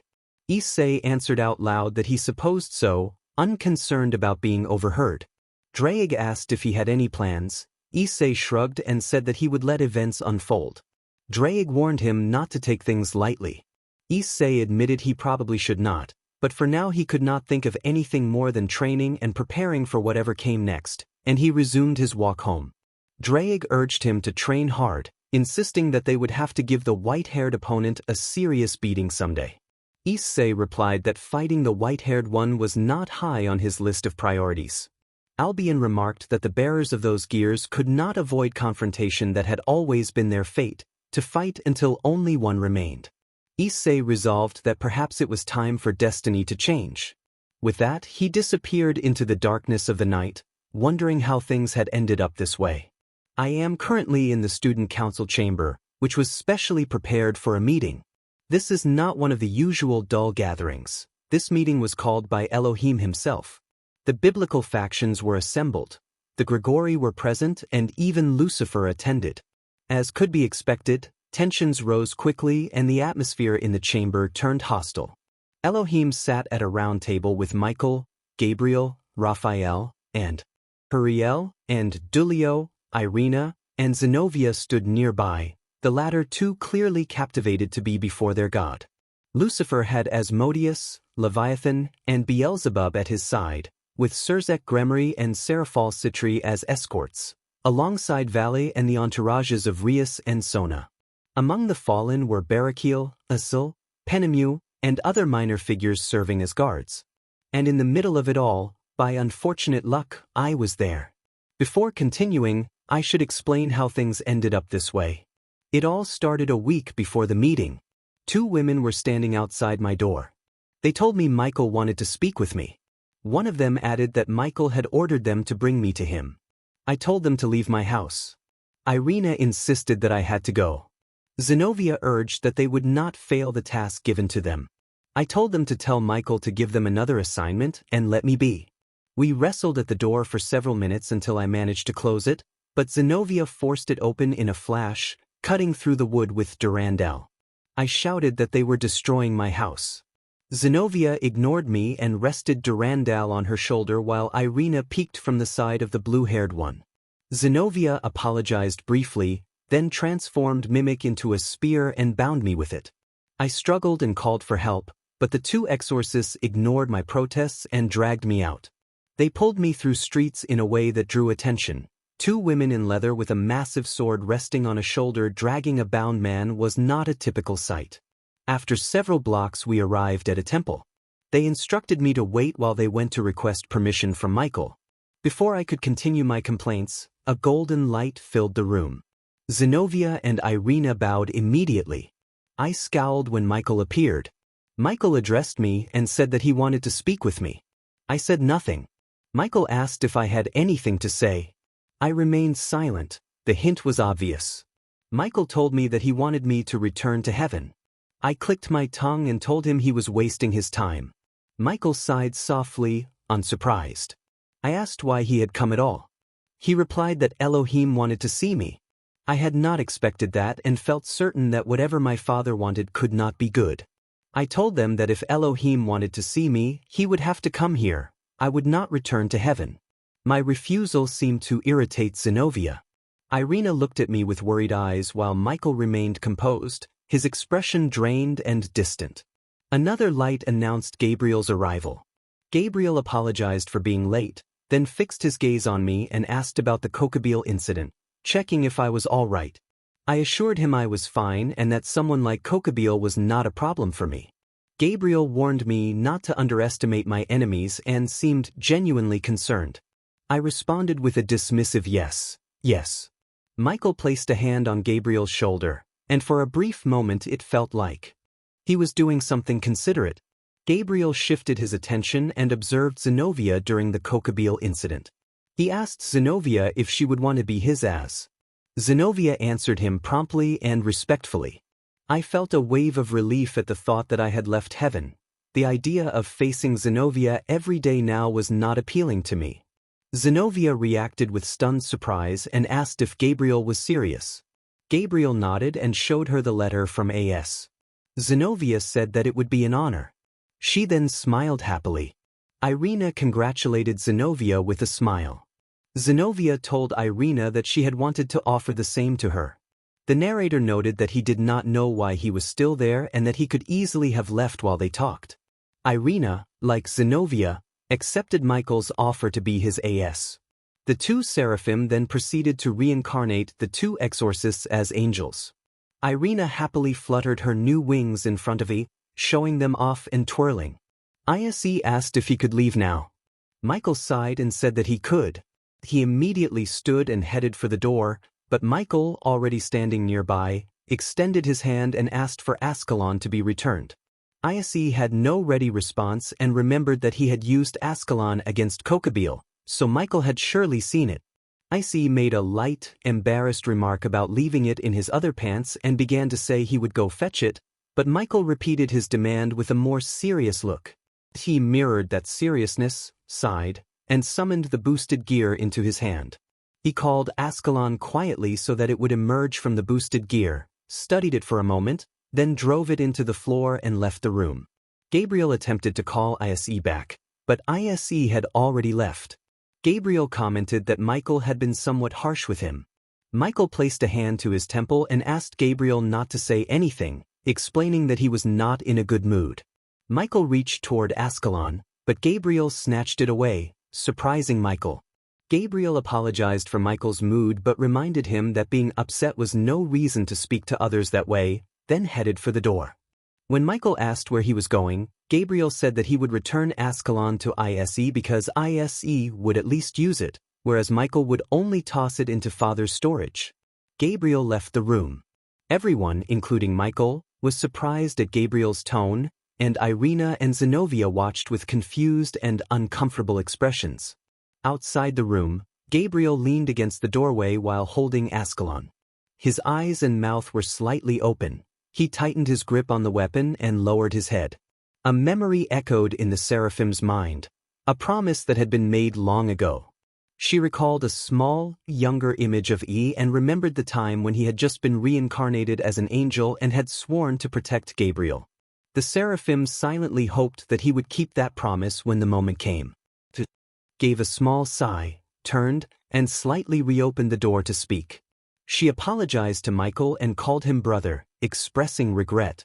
Michael responded that she should not worry and admitted that he had been wrong to speak to them that way, apologizing for his own behavior. Gabriel said nothing more. He closed the door, turned, and began to walk away from the temple. Michael remained inside the room, standing motionless with Irina and Zenobia, who still did not know what to do. Michael called to Irina and Zenobia and asked them to listen to what he was about to say. He shouted in surprise at the thought of Elohim calling a meeting at this hour. He was in the living room with Gabriel sitting across from him. Gabriel responded that she did not know. Their father had awakened, and the first thing he told her and his siblings was that they had to begin forming alliances with the fallen and the demons. He remembered how unprecedented it was. Thousands upon thousands of years of war, and Elohim had never spoken of forging alliances. He had always said he wanted peace among the factions, had tried countless times to make Lucifer reconsider and repent, and had even offered the fallen purification so they could become pure angels again. No side had accepted those offers. Now he was proposing a meeting to negotiate an alliance, and Gabriel had said each side would be allowed to make demands for it to happen. He asked Gabriel what Elohim might be planning and whether this had to be part of some plan of his. He looked into Gabriel's eyes seeking an answer, but she could not give one, not because she would not, but because she herself did not know. Gabriel said she was afraid. She explained that their father had seemed worried when he woke, not wearing the usual expression he had upon awakening. This time it had been different. Her worry showed as she clasped her hands at her chest and asked if he was truly all right. Eien insisted he was fine and asked why she would think otherwise. Gabriel asked if he had planned to join the demons or the fallen, and Eien was stunned and denied it. Gabriel did not believe him. Tears began to form in her eyes. When questioned further, Gabriel shouted that when their father woke, he had asked that Issei's boosted gear be taken away. Silence fell. Issei could not understand why Elohim would wake up to order the removal of the boosted gear. 1,000 questions crowded his mind. Gabriel covered her mouth with her hands, perhaps regretting what she had revealed, while thick tears rolled down her cheeks. Gabriel's memory returned to that same day, the day Kokabeel had set his plan in motion to destroy Qua with Rias and Sona in order to reignite the war. The battle had been raging, but Gabriel had been running through the corridors of their father's castle toward a chamber only the Seraphim were allowed to enter, because Elohim was awakening. She had run with great speed, ignoring anyone in her path, passing through several doors, until she reached a very large one. She had placed her hand on it and, using a bit of her energy, had made it glow for a few seconds before it opened. A light poured out. After her eyes adjusted, she saw him, Elohim, just as she always remembered him each time he woke, newly risen from his sarcophagus-like bed. He looked like a man not older than 25, with gleaming white hair falling to the middle of his back, rose-colored eyes with a cross-like shape, and skin so pale it seemed to glow and so soft that it contrasted with a child's. He wore a white suit similar to Michael's but more form-fitting. A horizontal halo hovered above his head, and a vertical halo extended from his waist up past his head along his back. Gabriel breathed his name, out of breath, and Elohim fixed his gaze on her and returned a warm smile. The familiar warmth he radiated moved Gabriel to tears. No matter how much time passed or how many times she saw him, that feeling always brought her to cry. Recovering quickly, she ran to embrace him and he welcomed her gladly, calling her as beautiful as ever while stroking her hair. Gabriel asked why he had awakened, noting that he still had time to recover. Elohim said there were a few things he needed to attend to. He then asked Michael about the system. Michael's presence became apparent then, and Elohim learned that the system was functioning well enough. Not as perfectly as when Elohim himself managed it, but acceptable. Elohim said he would take a look now that he was awake. Michael warned that there were new issues he thought Elohim should see. Michael explained that Issei had been the one who had introduced those new problems. Elohim laughed and teased Issei, and then, to the astonishment of Gabriel and Michael, Elohim said he wanted the boosted gear removed. Both seraphim reacted with visible surprise. Gabriel was alarmed and asked why anyone would do something like that. She knew the system could remove a sacred gear from a person without killing the bearer, but she still found the idea cruel. Michael replied that it was only a precaution. Michael then suggested that their father should be the one to remove it. Gabriel asked why Michael thought that should be the case. Michael waved his fingers in the air and produced a holographic screen.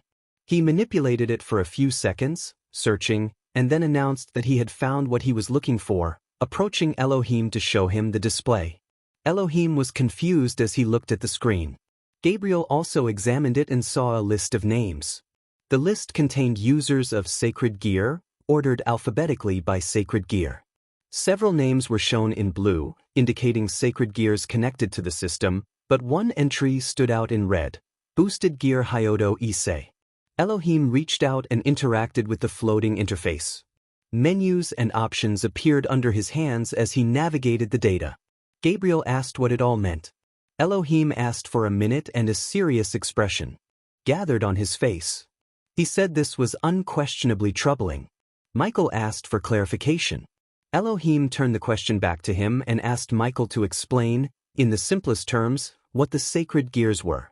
Michael described them as a fusion of technology and magic that acted as containers for a power or ability. In Issei's case, his sacred gear contained the soul of a powerful being that could be controlled through the gear. Elohim added that he had created the sacred gears. The technological component allowed the system to monitor the reincarnation process of sacred gears and to extract a gear safely from a person. Those technological procedures were dictated and controlled by the system. Gabriel admitted she did not understand what all this had to do with Issei. Elohim explained that when Issei reincarnated as an angel, Elohim had been near Lilith's border leading an attack on the underworld. Under normal circumstances, that proximity would not have conflicted with the system. However, the abrupt release of power from Issei, combined with the draconic power of Draig, and the fact that the system was operating at only 98.64% capacity while Elohim was away from heaven, produced a critical fault. That fault had not only allowed Issei to reincarnate as a pure angel but had created a new, untested reincarnation mode which the system could not handle. In plain terms, Elohim explained, Issei had effectively hacked the system. Gabriel, confused, asked what that meant. Michael asked precisely what bug Issei had caused. Elohim said that Issei now had administrator-level permissions on the system. Michael reacted with wide eyes when Elohim confirmed that Issei could now modify the system if he wished. Gabriel asked if there was any way to revoke that permission. Elohim explained that he had designed the system so that only he could hold the administrator permission by default, though he could grant and revoke it for others. Because he had not granted that permission to Issei, he could not revoke it through conventional means. To remove Issei's permissions, Elohim would have to redesign the system so that only one account could hold administrator rights. That redesign would require taking the system offline long enough to install the new controls and would take at least a week to restart all functions. Michael began to point out what a week without the system would mean. Elohim finished the thought grimly: angels would be unable to use sacred magic. The entire world would be effectively disconnected, causing wide-scale natural disasters. The shield that protected Earth from solar radiation and space hazards would fail. Heaven itself would not be able to function, since it depended on the system. In short, disconnecting the system for a week could mean not only their extinction but possibly the end of the human world as well. The seraphim fell silent at the magnitude of that possibility. It was almost unbelievable how grave the situation had become. Elohim sighed and dismissed the floating screen with a flick of his hand. He said that, despite the crisis, that was not the reason he had woken. Michael asked what Elohim intended to do. Elohim said he was aware of the situation with Kokabeel, but that was not the reason for his awakening either. Gabriel asked innocently what his purpose was. Elohim called Michael to his side and instructed him to contact Azazel and arrange a meeting, insisting that Azazel be present. He also said he would inform Lucifer himself. Michael and Gabriel were taken aback. Their father wanted a meeting not only with Azazel but with Lucifer as well, who were supposed to be enemies. Elohim told Michael he would explain his reasons later and urged him to carry out the request. He reassured Gabriel that everything would be all right. The flashback ended. Gabriel remained crying in front of the narrator, unsure what to say or do and visibly confused and worried. She had just screamed that Elohim wanted to strip the narrator of the boosted gear. Gabriel stammered an attempt to speak the narrator's name and reached up as if to touch his face. The narrator gently stopped her and took her hand instead. Gabriel insisted that she did not mistrust him, she only did not want anything to happen to him. The narrator admitted uncertainty about what to do. Gabriel tightened his hand slightly, careful not to hurt him, and said that misfortune seemed to follow him wherever he went. He said that everyone distrusted him, then lifted his gaze and vowed that even if he had to fight the worst enemy, he would still protect her. Gabriel promised in turn to protect him, addressing him affectionately, and gave her pledge. A brief silence followed as they gathered their resolve. A feeling of tranquility washed over her. A smile formed on her lips and she wiped her tears. He warned her that she had better keep her promise, and she could only smile at his reply. He reminded her that the meeting would take place in a week and that she would have to attend at Core Academy. She responded with a puzzled expression. Issei complained that he did not understand why he had to be present. Gabriel answered that Issei had been involved in the Kokabeel incident and therefore had to attend. Issei asked why the meeting had to be held at the academy. Gabriel explained that Father had given the demons the choice of location and they had chosen the academy. Gabriel rose from the worn couch where they had been sitting and surveyed the living room. Gabriel asked if Issei had been living here, and Issei affirmed, apologizing that he did not have a mansion to host him because he was poor. Gabriel sighed and promised he could fix it. Gabriel raised his hand to his chest and a magic circle appeared on the floor, spanning the house. The magic circle rose slowly, restoring the property. Furniture, walls, windows, everything looked new, perhaps even better than before, and the electricity returned. Gabriel sighed with a smile and said that should be enough, then pointed at Issei to remind him he had to attend the meeting. A magic circle teleported Gabriel into the sky. He answered the empty air with a heavy sigh. His thoughts were interrupted by the doorbell. He opened the door to find Irina and Zenobia standing there. Issei cursed inwardly that Elohim enjoyed making him suffer. Irina cheerfully told Issei that Gabriel had surely explained the meeting and that, as new assistants of Michael and Gabriel, they also had to attend, so they would stay with him until then. Issei closed the door on them and told them to get out. As previously mentioned, Elohim had requested a meeting between the leaders of the biblical factions. The assembly had not even begun and already everyone seemed ready to fight. To Issei's misfortune, he was caught in the middle. Elohim, Lucifer, and Azazel sat at a round table spaced equally so their seats formed a triangle. Behind Lucifer stood Sirzek Gremory and Seraphal Leviathan, followed by Rias and Sona with their entourages and Valley. Behind Elohim stood Michael, Gabriel, Raphael, and Uriel, and behind them Irina, Zenobia, and Dulio. Azazel had come with Barakiel and Penemu, followed by other attendants who did not play major roles. He stood between demons and angels, in front of the fallen, feeling as if he might be the first to be targeted. Elohim cleared his throat and tried to begin the meeting, cutting through the tense atmosphere and drawing every gaze to him. Lucifer asked sharply why Elohim had called them together. Lucifer appeared no older than 25, with white hair, blood-red eyes, pale skin, and an extravagant high-class demon outfit, a crimson long-sleeved shirt, near-black gray pants and shoes, and a black cape embroidered in red. Azazel agreed with Lucifer. Azazel was dressed in his usual manner. Elohim paused for effect and said that during his sleep he had had plenty of time to think and had awoken earlier than usual to use the ceasefire to propose something. Elohim proposed that they agree to an alliance. The declaration stunned everyone into silence. Even Lucifer suspected he had heard wrong. Azazel demanded whether this was a joke. Elohim answered that he was entirely serious. Lucifer and Azazel exchanged skeptical expressions, clearly unwilling to believe Elohim at face value. Michael reacted angrily at the idea that anyone would doubt their father's word. Azazel challenged Michael, asking how long they had been at war.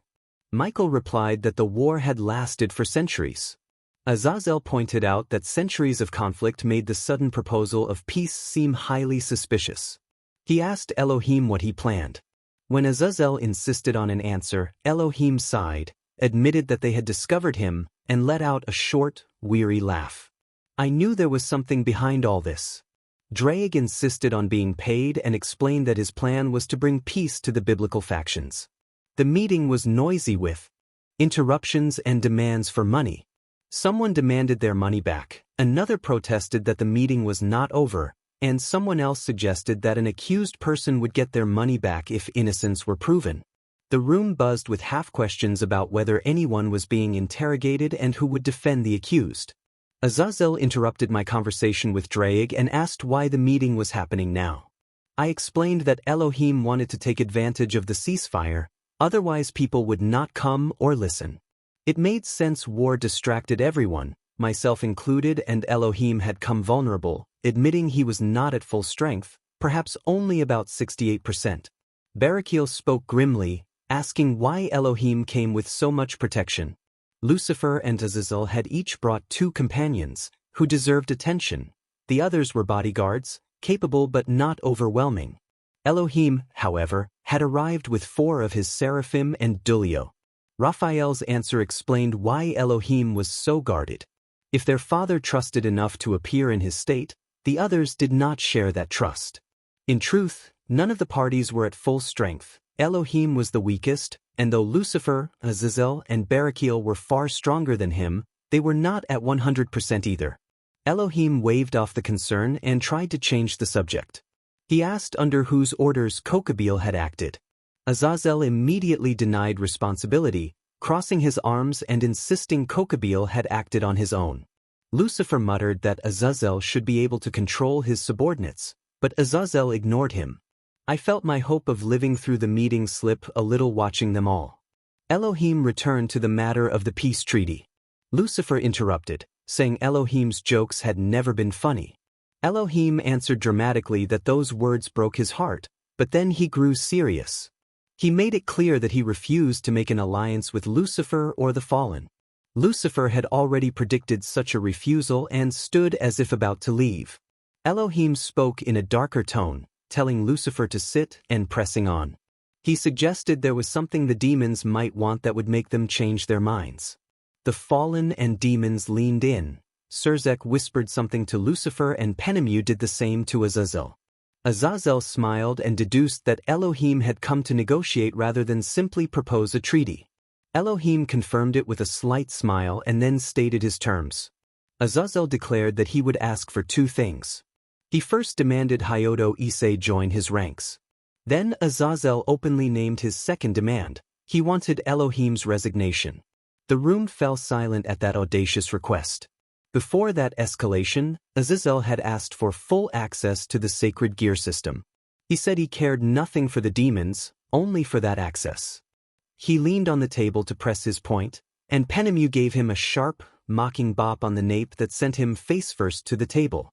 In a slapstick, anime-style moment, Penemu added that the Fallen wanted the Fallen project cancelled and every record and piece of research on it destroyed. Elohim stiffened, a nervous bead of sweat appearing, and admitted that information about the project had leaked. I reflected on what the project meant. Decades of work intended to complicate or prevent the Fallen from using sacred magic, though its exact workings were a mystery even to me. Azazel shrugged that they had good spies. Raphael leaned close to Elohim and murmured that accepting would be unwise, but Elohim cut him off and accepted.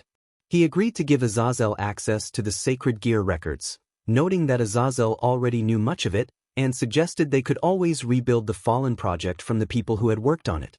Penemu demanded more, erase every memory of the project from those who worked on it. Elohim, maintaining a forced smile, replied that they could start from 0. The Fallen seemed satisfied with the agreement, The demons debated quietly. I caught Lucifer watching me with a chilling smile that made me look away, trying to pretend I had not noticed. Elohim asked Lucifer for his decision. Lucifer was not quick to respond. Then Lucifer stood and declared that, like the fallen, he also had two demands. He asked for Issei to join his ranks, and then, to everyone's shock, he demanded Elohim's resignation. The room reacted. Some found the first demand acceptable, but the second was outrageous.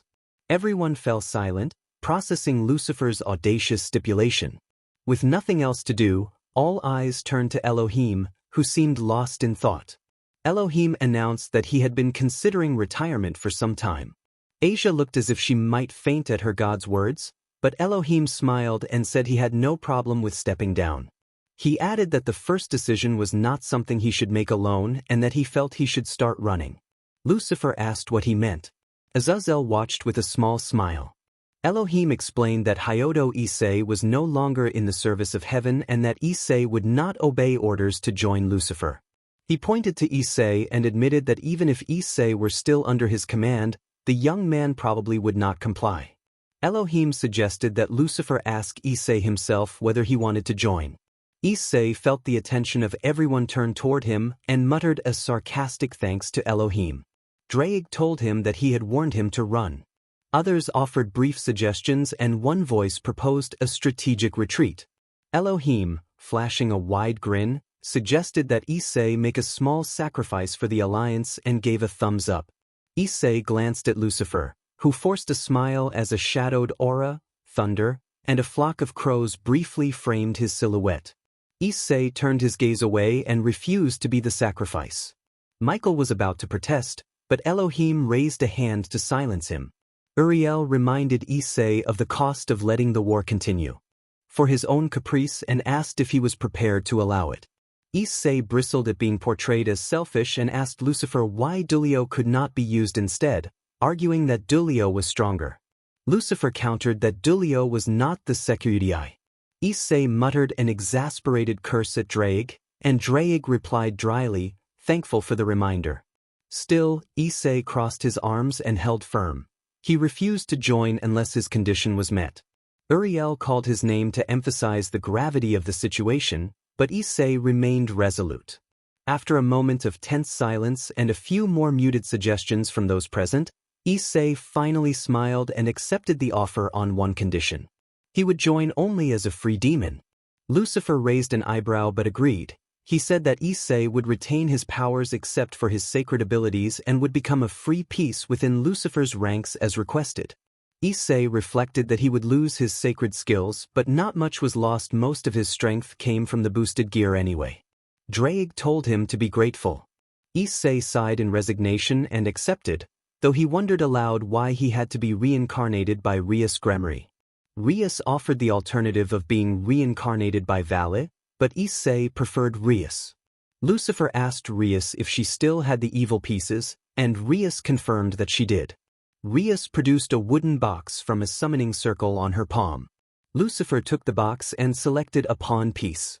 Issei felt a little offended at being treated like a pawn, though at least it was only one piece. Rias approached Issei and performed what looked like a binding ritual, bringing the pieces close to his chest so a Gremory family emblem appeared as a magic circle. The pieces entered his chest, but then, in an unexpected and comic turn, they were expelled one after another and lightly bounced off Rias's face. Laughter rippled through the room, and Issei could not help but laugh too. Lucifer, thinking further, offered 8 pawns. Rias repeated the ritual and again the pieces were expelled one after another, this time without hitting her. They tried and concluded that, for the moment, reincarnation through Rias's pieces was not possible. Lucifer said they would resolve the issue later and urged everyone to finish the meeting. Elohim clapped to call attention, and the rest of the gathering moved on to discuss the peace agreement and a few other matters that Issei found boring and paid little attention to. The meeting wound down as planned. Drake commented to Issei that things were about to become much more interesting now that he would be a demon. Issei and the others traded a few more sharp remarks in private, the banter lightening the mood as the council dispersed and the decisions of the day settled into place. He insisted he would not obey anyone, angel or demon? Drake wondered aloud whether it had something to do with Gabriel. He glanced discreetly at Gabriel, who did not care about race or allegiance. Gabriel's gaze was fixed on the ground, his hands clasped at his waist. If there was anyone he would miss from the heavens, it would be Gabriel. He worried what would become of them all under the new peace treaty. Ajuka answered that only time would tell. The protagonist agreed with Drake. Suddenly he shouted for it to stop. He lay restrained by hands and feet on a metal table, subjected to relentless procedures for weeks, perhaps months, and still refusing to yield. Ajuka Astaroth stood at his side and asked him to drop the drama, explaining that the process required concentration. The protagonist noted that this was Ajuka Astaroth, a man who led the Astaroth clan, worked in the underworld's technology department, and had created the evil pieces. Ajuka was in charge of trying to reincarnate him.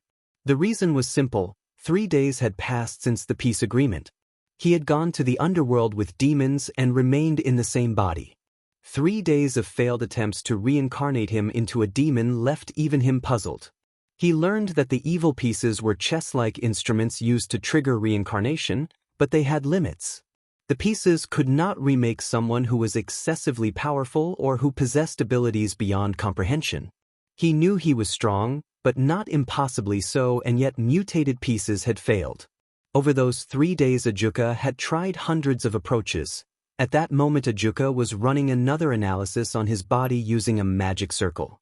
Time with Ajuka had revealed the man's intellect. Ajuka spoke with vocabulary the protagonist barely understood. Of every 10 words, he grasped at best 2. At first he assumed Ajuka's speech was nonsense meant to annoy him, but he realized that was not the case. Ajuka muttered that it might be because he was an idiot. The protagonist noted that Ajuka's words did not affect him and asked Ajuka to translate what he had been saying. Ajuka fell silent.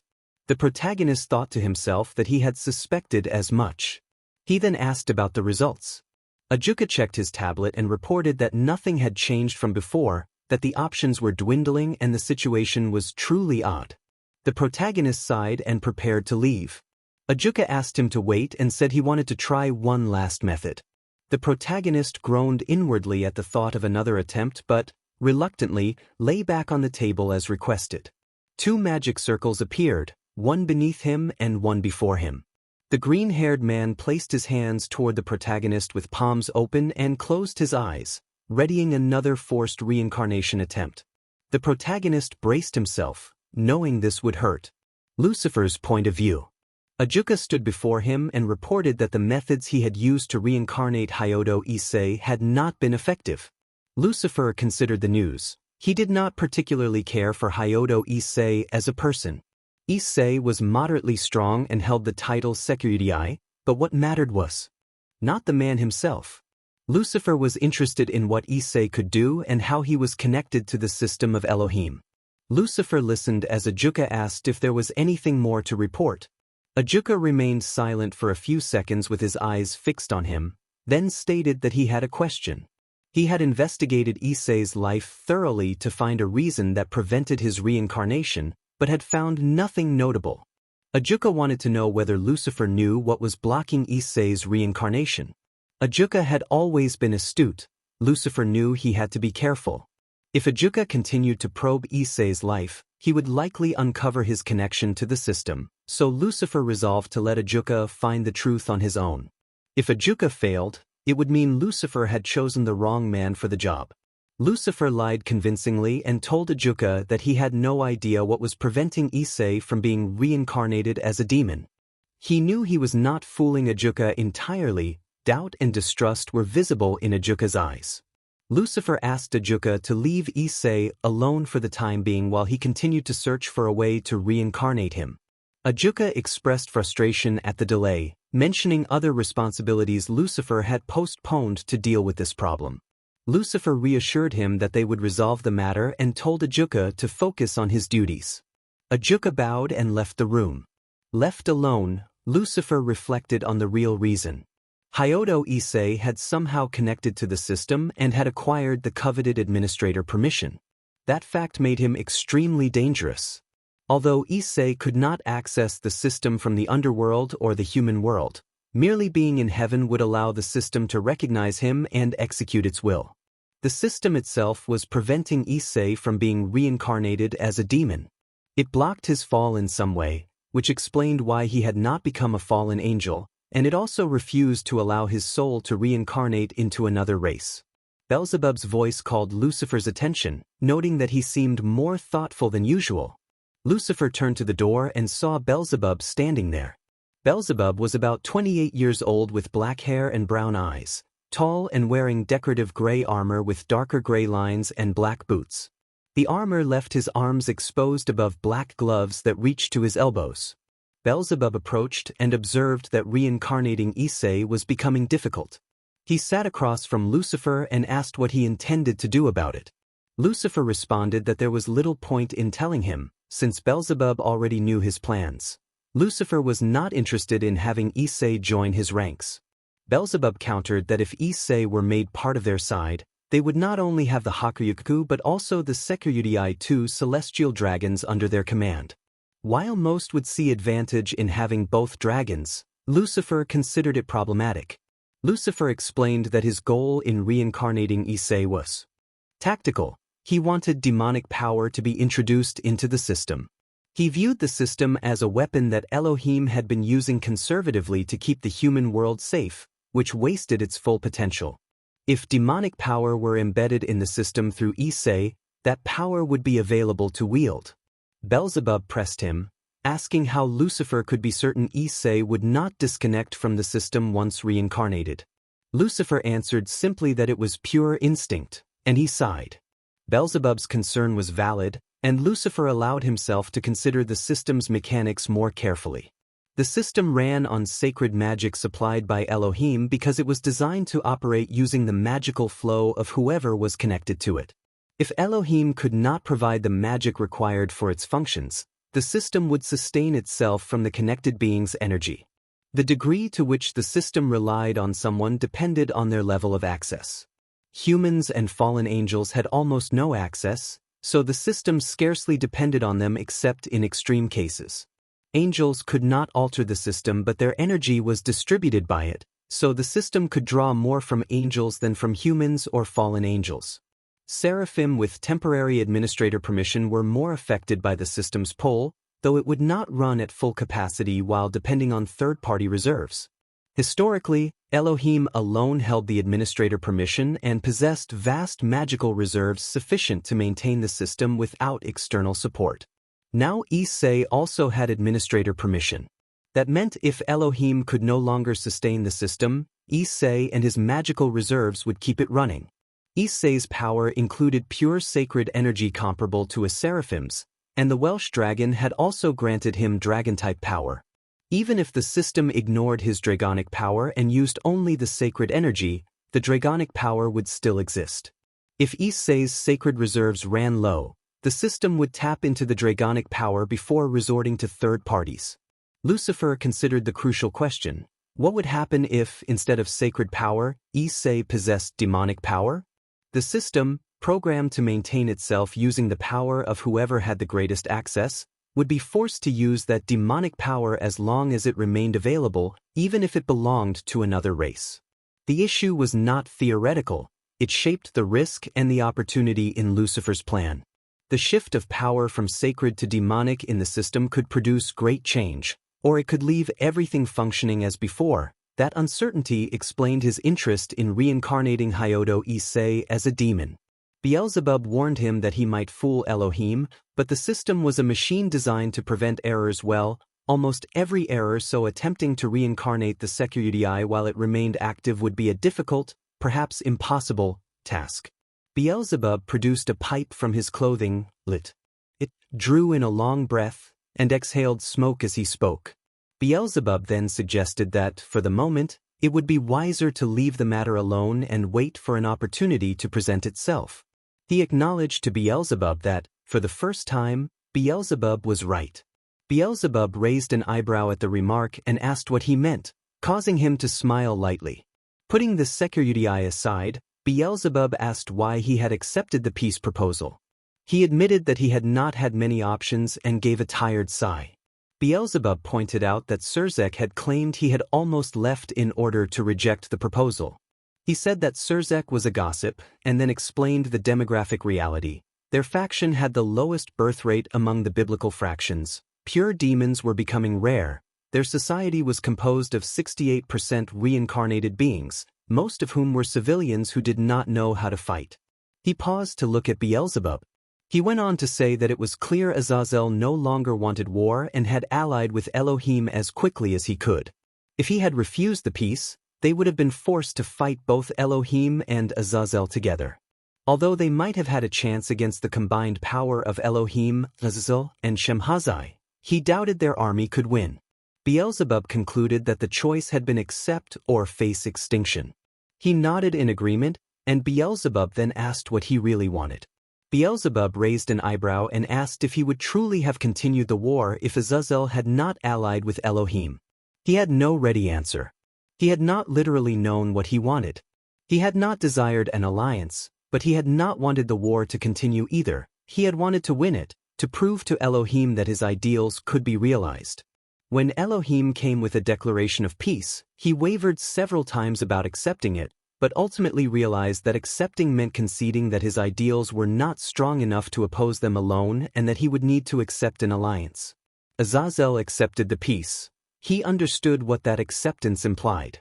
He swallowed his pride to avoid the potential extinction of their race. As his two non-negotiable demands, he had requested Hyodo Issei and Elohim's resignation, hoping to gain control of the system, change the world, and create a new one. He clarified that he did not seek to remake the world in his own image. His goal was simply a world where no one had to suffer. He recognized the hypocrisy of that desire, since it had sparked a war that caused more pain than he could remedy. That no longer mattered for the moment. They lived in a time of peace, a temporary peace, and he intended to enjoy the small measure of calm while it lasted, waiting for the great storm he believed was approaching. He could only hope he was doing the right thing, or at least avoid making mistakes, since the world at large saw him as the one who did evil. Elohim considered how much had. He had promised Lucifer that he would step back, but not immediately. He would wait long enough to teach Michael the most advanced parts of the system and how to manage it. The system would remain tied to him, but he would no longer be the one controlling it. Michael would cover his position while he was away, and at last he supposed he could take a vacation. Michael insisted that Elohim should not resign. Elohim countered that Michael should focus more. Michael sat across from him at a small table with books and a notebook while Elohim explained everything about the system on a chalkboard, finding it a more engaging way to teach. Michael argued that they should deal with Issei. Elohim interrupted to say that Lucifer already knew. Michael dropped his pencil in surprise and insisted they should bring Issei back. Elohim reminded him that in the council he had stated Issei was no longer in the service of heaven and that Issei had the right to live as he wished. Michael protested, but Elohim dismissed it, telling him to concentrate on his studies for now. When Michael asked why Elohim would leave it like that, Elohim explained that it was dangerous to bind a dragon. He clarified that Issei could be an angel but was also part dragon because of Draig, which made him a security. Elohim lowered his gaze and, in a hushed tone, warned that those who bore that title and those around them had a cursed future. Michael reacted to the whisper, and Elohim rapped the chalkboard with the ruler to bring them back to the lesson. Elohim's mind briefly flashed to an image of heaven burning and falling apart, caused by a being whose shape twisted in his memory into something grotesque. One eye burned with intense rage and aching helplessness, an image that would not be easily forgotten. For Issei, nothing was worse than being alone except being around someone who threatened him every 5 minutes with an Excalibur. Zenobia Corda made his life difficult from the moment she moved into his house. Blunt, zealous, and relentlessly intrusive. She routinely dragged him to the academy, ensured he fulfilled his demon duties, and treated him like a parent would. Zenobia called him trash and shoved him aside as they walked. Riser Phoenix, who had moved to the academy after the peace treaty, stayed nearby as well. Although there was now a fragile peace between the factions, distrust remained, and Riser had been enrolled at the academy by his brother-in-law as a precaution. The two of them bickered, and I found the routine exhausting. Yuma Amano, who had transferred the previous week, remained one of Issei's few stabilizing presences. Issei suspected she might have been sent to keep an eye on him, as she rarely left his side by herself. He appreciated her company and found comfort in their friendship, even if he suspected an ulterior motive. Zenobia once again pointed her Excalibur at Yuma, prompting Yuma to step back. Issei's chance to linger and admire was ruined, and Zenobia warned Yuma that obedience, not forgiveness, was what she expected. The exchanges were tense but non-lethal, more like the sharp choreography of a heated school rivalry than true violence. Class began as usual in the same classroom, the same seat, in the same academy, although Zenovia's presence behind him ensured nothing felt normal. Issei silently wished for divine intervention in his exasperation. Drake muttered sharp comments in his mind about Lucifer and past scores, prompting a weary eye roll. A small magic circle appeared on Issei's desk and produced an invoice. It stated that Lucifer charged 300,000 Rio to burn the academy. Issei read it and muttered incredulously about the price. Another invoice appeared from Azazel, offering the same service for 299,000 Rio with an affectionate note tacked on. He grumbled and, deciding not to pay anyone, crumpled the invoices and burned them with a small burst of magic. He was about to take more drastic action when he noticed the classroom was in a state of movement and the teacher was absent. Asia Amano called to him and reminded him that recess had started. He sighed, acknowledging that Asia had stopped him before he could do something irreparable. He accepted that he would not destroy the academy for now. I looked over my shoulder to see my stalker still sitting behind me, watching, studying, and waiting silently. Irina cheerfully invited Issei to eat with her. She had moved her desk next to Zenobia, who remained serious but had taken out a bento. Asia, still sitting beside me, timidly produced her own bento. I was the only one without food, thanks to my lack of money. Irina asked Issei if he had no bento. I explained that I had been left without work because of this so-called angel, and I pointed at Zenobia, who was already eating. Zenobia reminded me that stealing was not a job. Irina suggested that I should try to build a life for myself. Zenobia scolded me that, as an angel, my actions reflected badly on heaven. Irina asked Issei if that was true. I defended myself by saying I only stole from those who deserved it. Asia protested that stealing was wrong and asked why I did not use money earned as an angel instead of stealing. I replied that I had not been paid for being an angel. Asia and Zenobia explained that they were compensated for their duties because they were part of the Gremory household and received payment or goods from their contractors, with a portion attributed to the Gremory family. Irina, with her mouth full, said that as an exorcist they had sometimes received a small payment for their work. I realized I had effectively worked as an angel for free all this time. I blamed Michael for taking advantage of me and swore I would get revenge. Before I could continue complaining, someone placed a hand on my shoulder. I looked over my shoulder to see Kiba Yudo. Kiba informed me that the president wanted to see Issei. When Rias called, it was usually to give me more work or something else. Troublesome. I sighed and followed Kiba. Zenobia did not come with me. This was my matter, and demon work did not interest her much. The walk to the old building was normal except for annoying whispers and rumors from a few idiots about a relationship between Kiba and me. I wondered who had spread those rumors and thought that person deserved a good kick in the crotch. At the old building I unfortunately found Riser Phoenix. He was seated beside his queen, acting disrespectfully and smug in front of Rias. The scene made my day feel even worse. I muttered that I thought my day could not get worse.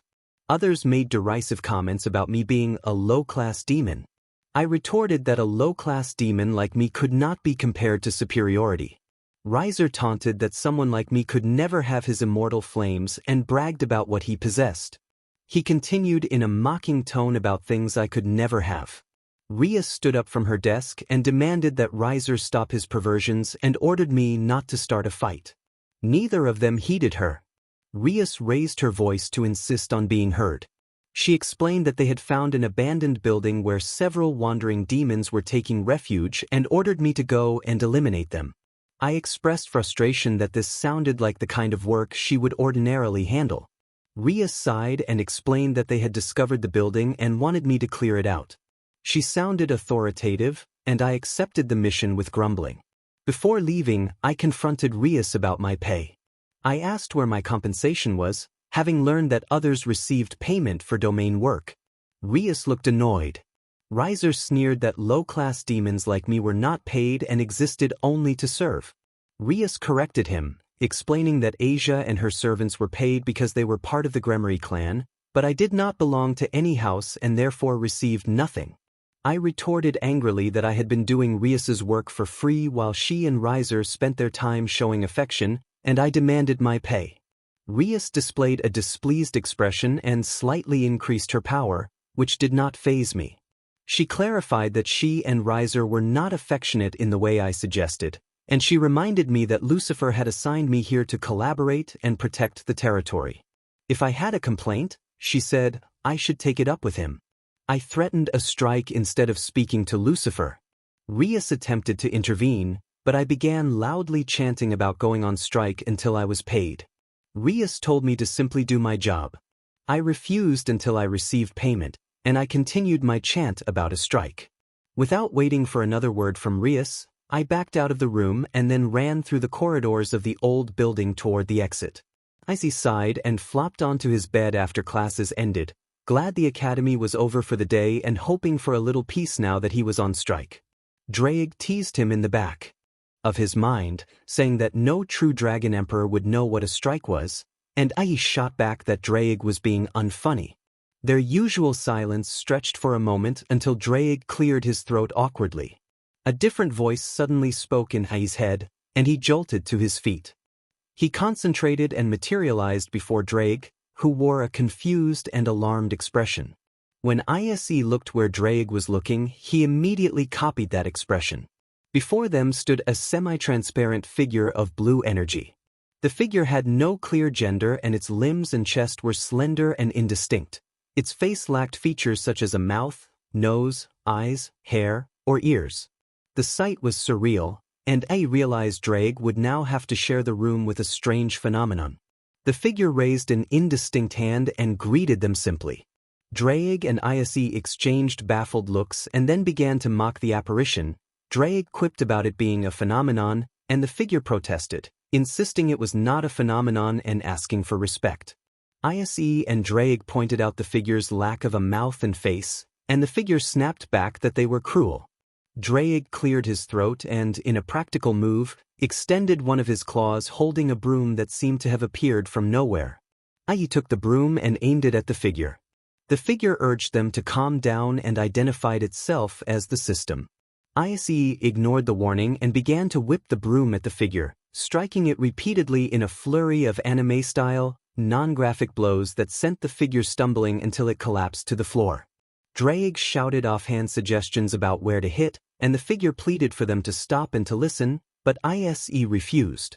The scene stayed slapstick rather than violent, with the blows portrayed as exaggerated cartoonish hits without injury. Hours passed with Issei continuing to pelt the figure, giving it no chance to explain. He wondered what the system had meant and resolved to ask once he stopped hitting it. Some time later, Issei finally achieved another long-held dream, hosting his own interview television program. He announced that after so much struggle he had his own show. Draig reminded him that his other dream was to be king of a harem, and Issei explained that that was the dream of an alternate dimension version of himself. Draig accepted the distinction and told him to continue. Issei introduced the first guest, Elohim, who sat across from him wearing his usual battle attire. Elohim expressed that he was pleased to be there and thanked Issei for the invitation. Issei asked why Elohim had come in battle clothes, and Elohim explained that those were simply the clothes he normally wore, not only for battle. Issei asked Elohim if it was true that he had created humanity and everything that exists. Elohim clarified that he had not created every single thing but had created most things, including humanity. He then asked whether Elohim could not have made humans smarter. Elohim replied that he could and had done so. He explained that his early attempts at creating humanity had not been entirely successful, so he had restarted the process multiple times. When Issei asked what happened to those first versions, Elohim said he had felt pity and allowed them to live and reproduce. He believed those earlier forms persisted in what people called monkeys. A member of the production crew peeked from behind a camera, and the studio reacted to this revelation. Issei moved on to another question about Lucifer. Elohim said that Lucifer was his son and that he loved him. When Issei pressed whether Elohim loved Lucifer despite everything his son had done, Elohim answered that he would always forgive his children, just as he would forgive humanity no matter how much harm they caused. When someone offstage asked whether that made Elohim existing, Elohim denied it firmly. Issei asked a more personal question about who their mother was. Elohim looked uncertain and admitted he did not have a clear answer. Then Issei asked, in a playful but curious tone, whether Elohim had ever had a romantic relationship. Elohim blushed and stammered, then admitted that he had not. He closed the segment, thanked Elohim for coming, and Elohim stood and exited amid a light puff of smoke that emphasized his embarrassment. He introduced the next guest, the fallen Azazel, who was seated where Elohim had been. Azazel waved to the camera and accepted the greeting. Issei asked Azazel what life was like as one of the Grigori. Azazel said that being a Grigori carried many responsibilities, especially in the present times, but he did not want to dwell on work during the show. Issei pressed him for personal details and asked whether Azazel had a partner. Azazel laughed and said he did not, at least for the moment. Issei joked that it must be hard for someone so old to be unmarried. Azazel replied that Grigori did not typically have spouses. Issei mentioned Barakiel, who had been married and was now widowed, and noted that Lucifer had married and even had descendants, eliciting a knowing reaction from the studio. Even Elohim has children, the show announced as the segment began.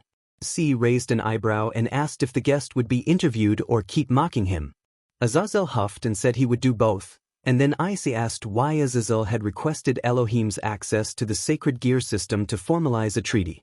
Azazel replied that it was nothing in particular. He already knew most about the sacred gears and had asked for access to clear up doubts and verify a few things, and he added that Issei should visit Grigori sometime. Issei said perhaps later, then asked how Azazel's relationship with Lucifer was. Azazel answered that they did not talk much and that in their meetings words tended to be expressed with fists. Issei said he understood. Azazel then complained that he still had not been paid for the interview. Issei asked what he meant. Azazel said he had not been paid, and Issei explained that they would not pay because the contract said without pay in red capital letters and not even the host was paid. Azazel leapt forward and grabbed Issei by the collar, demanding to be paid. Issei wrapped up the segment, telling the audience that the interview with Azazel was over and asking them to give a round of applause. Azazel shouted that he wanted money, not applause, and security was called. Azazel warned Issei to wait and threatened him, but the guards escorted Azazel out before he could finish his threat.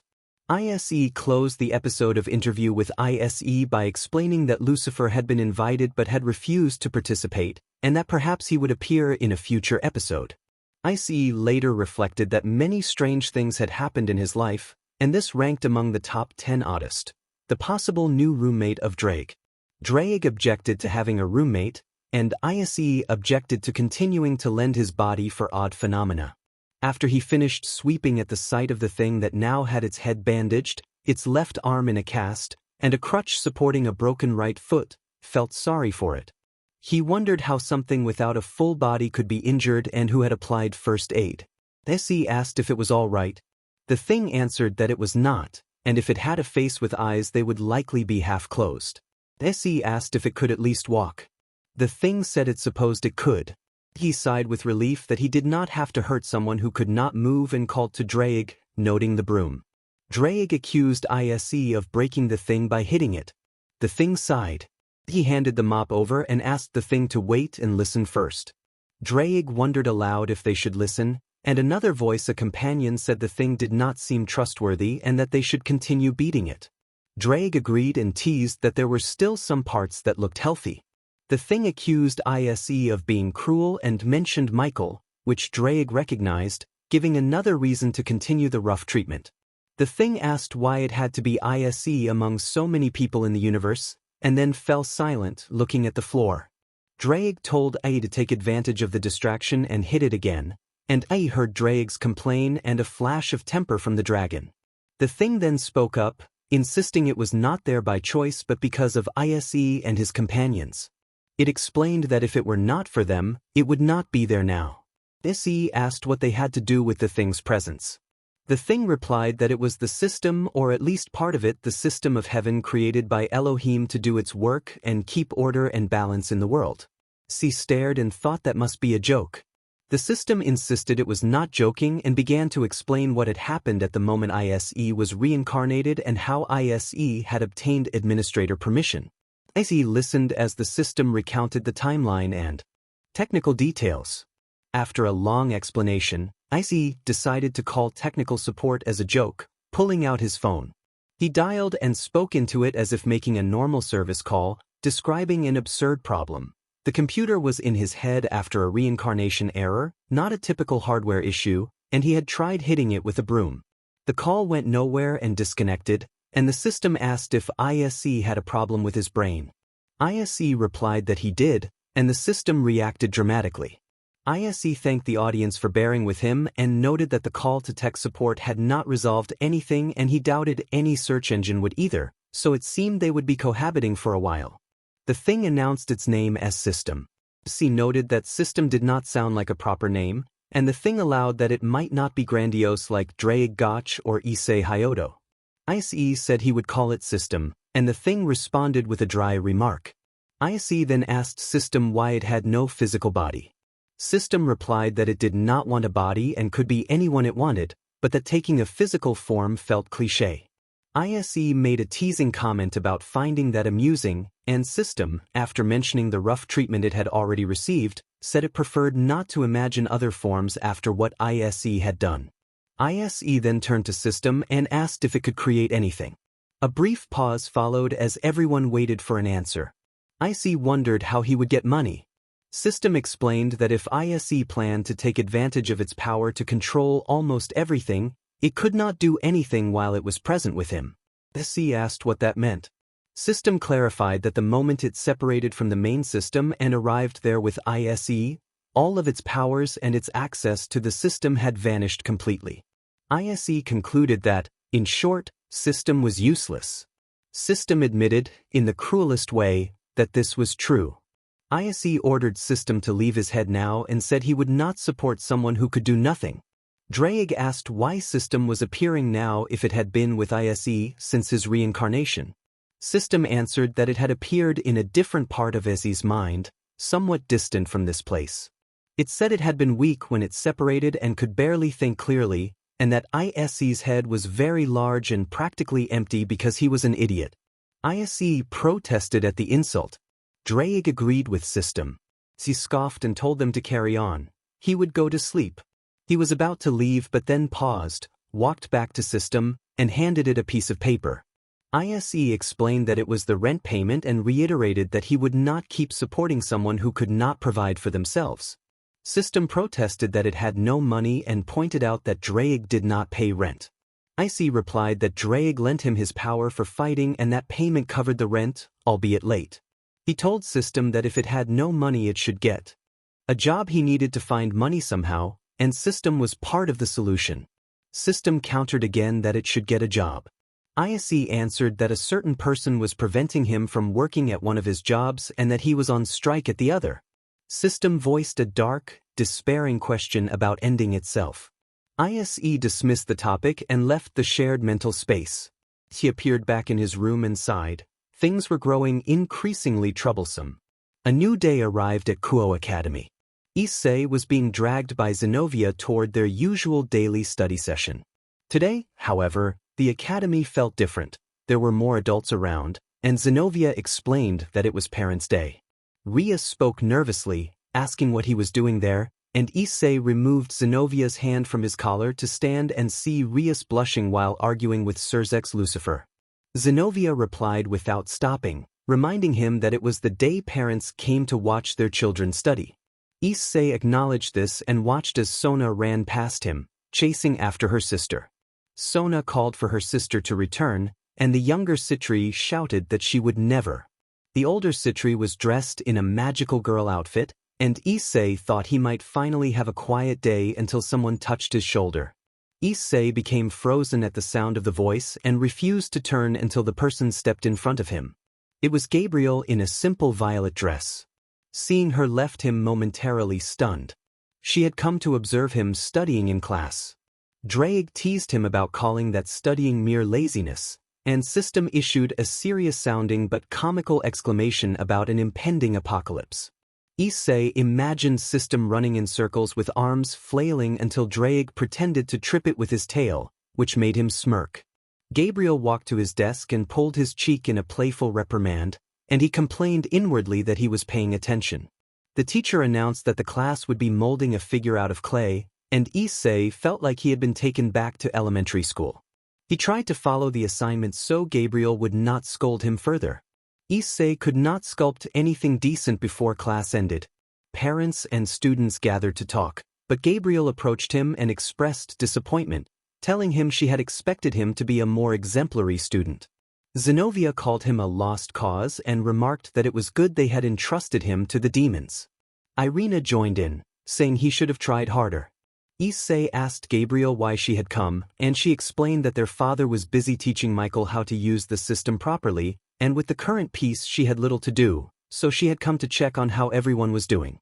Issei sighed quietly, thinking that Gabriel had always been spared heavy responsibilities and felt a bit guilty and envious of her carefree position. Then Seraphal Citri appeared, declaring herself his eternal rival and leaping onto his desk to perform a series of dramatic poses that ended with her pointing her wand at Gabriel. The Citri was showing off in a playful way, and Issei watched the spectacle unfold. He stepped back to avoid being the center of attention. Seraphal tried to embrace Gabriel, but Gabriel blocked the attempt by holding up her wand. Seraphal insisted that she would defeat Gabriel this time and called her demon friend to guard herself. Sona arrived and urged her sister to get down from the desk, but Seraphal insisted that it was a battle only she could handle. Taking advantage of the commotion, Issei slipped out of the classroom without drawing attention. Once out of the hall, Issei Hyodo walked the corridors without any particular destination. A voice behind him announced his name, and he turned to find Surzek Gremory smiling at him. Surzek introduced himself and made it clear he had been looking for Issei. Issei replied that he had been wandering aimlessly, and Surzek asked if Issei really did not have a purpose. Issei answered that he had been sought, and Surzek said he wanted an audience with Lucifer. Issei asked why Surzek wanted to speak with Lucifer, and Surzek explained that he had a grievance. He was not being paid for his work as a demon. Rias had mentioned the issue and said Surzek was effectively on strike, Issei recalled. Before the conversation could go further, a sudden tap on the back of Issei's neck interrupted them. Riser Phoenix had appeared, interrupting as he often did. Surzek requested that Riser leave them to their serious discussion. Riser began to protest until Surzek fixed him with a stern look and ordered him to go check on his chickens. Riser bristled at the insult but obeyed, walking away under Surzek's cold stare. Issei remarked under his breath that marriage had left Riser with little choice, and Surzek admitted that a marriage had been arranged. Issei stroked his chin, smiling as an idea formed. He proposed a deal. In exchange for liberating Surzek's sister from a forced engagement, Surzek would pay him monthly. Surzek admitted he was not interested at first, but Issei persisted, offering to free Rias from her arranged marriage. Surzek reacted with surprise, and Issei saw the possibility spark in his expression. Riser's existence was the problem, Issei said bluntly, and Surzek conceded that getting tied to his sister would be worse than a monthly payment. They negotiated sums. Issei began with a demand of 500,000 Rio per month. Surzek balked at the amount, so Issei pushed it to 700,000. Surzek grimaced at 500,000 but then proposed a counteroffer, 1 million Rio per month if Issei freed Rias from Riser, pretended to be her fiancé to prevent further engagements, and helped clear the wandering demons in Qua. Issei mentally admitted he was terrible at math but that the amount was tempting. He decided not to appear greedy and agreed after a pause. Surzek led him to a more private spot behind the academy, summoned a magic circle, and produced a contract that neatly described their agreement. The contract stated that Issei would free Rias from the arranged marriage, act as her fiancé to shield her from other suitors, and help rid Kwa of stray demons in exchange for 1 million Rio. Issei prepared to sign. On impulse, he brought his finger to his lip and intended to use blood, but Surzek produced a pen with a bemused expression and explained that pens had replaced blood signatures long ago.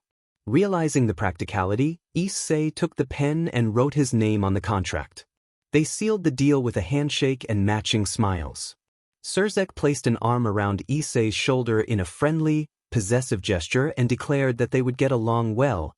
Issei returned the sentiment, inwardly amused at how easily he had manipulated the situation. Surzek thought the same about Issei, each privately pleased. Later that day, Issei returned home and collapsed on the living room couch, humming contentedly. Zenobia entered, wiping sweat from her face with a towel after training with ex-Durandal. She observed that Issei seemed happier than usual. Issei admitted he was, but he joked that he would be even happier without another houseguest. Irina sat on the other sofa, clearly at ease. Zenobia playfully scolded Issei and then declared that, as his partner, she would move into the house too in case of emergencies. Issei complained about the new living arrangements but kept a wry smile. Before he could comment further, a magic circle appeared in the middle of the room and a holographic projection of Lucifer materialized. Zenobia and Irina drew their weapons instinctively, but the image was clearly a hollow summon. Lucifer addressed Issei directly, assigning him a mission. Issei replied that he was on strike and refused because he had not been paid for his demonic duties. Lucifer indicated that completing this mission would restore his payments. Issei took a moment to think and then asked that the mission start in a week. The man told Issei that there was something he needed to take care of. The man added that it did not matter when, as long as Issei completed it, and Issei nodded irritably. The man explained that the details of the mission would be sent later, then he left. All Issei said in response was that it was problematic. Walking away from his house on the outskirts of Kwa into the nearby hills, he spotted a figure. By the build it was a man wearing a slim black uniform and carrying a backpack. The man looked out over the city and remarked that this was Kwa, then scoffed that I had better be here.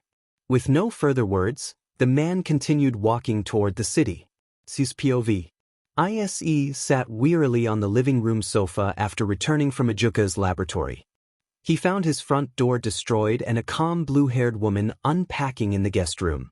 Zenobia had invaded his house and was unpacking as if nothing were wrong. Glared and asked Zenobia what she was doing in his house. Zenobia replied with no expression that she was not there by choice. He said sarcastically that her face overflowed with happiness, which annoyed her. Zenobia explained that Gabriel had asked her to watch over him and, as his AS, she had a duty to follow orders. The mark of AS appeared on her right hand as she clasped her hands at chest level. He muttered that he thought he had been rid of her. She looked offended and asked if he had missed her.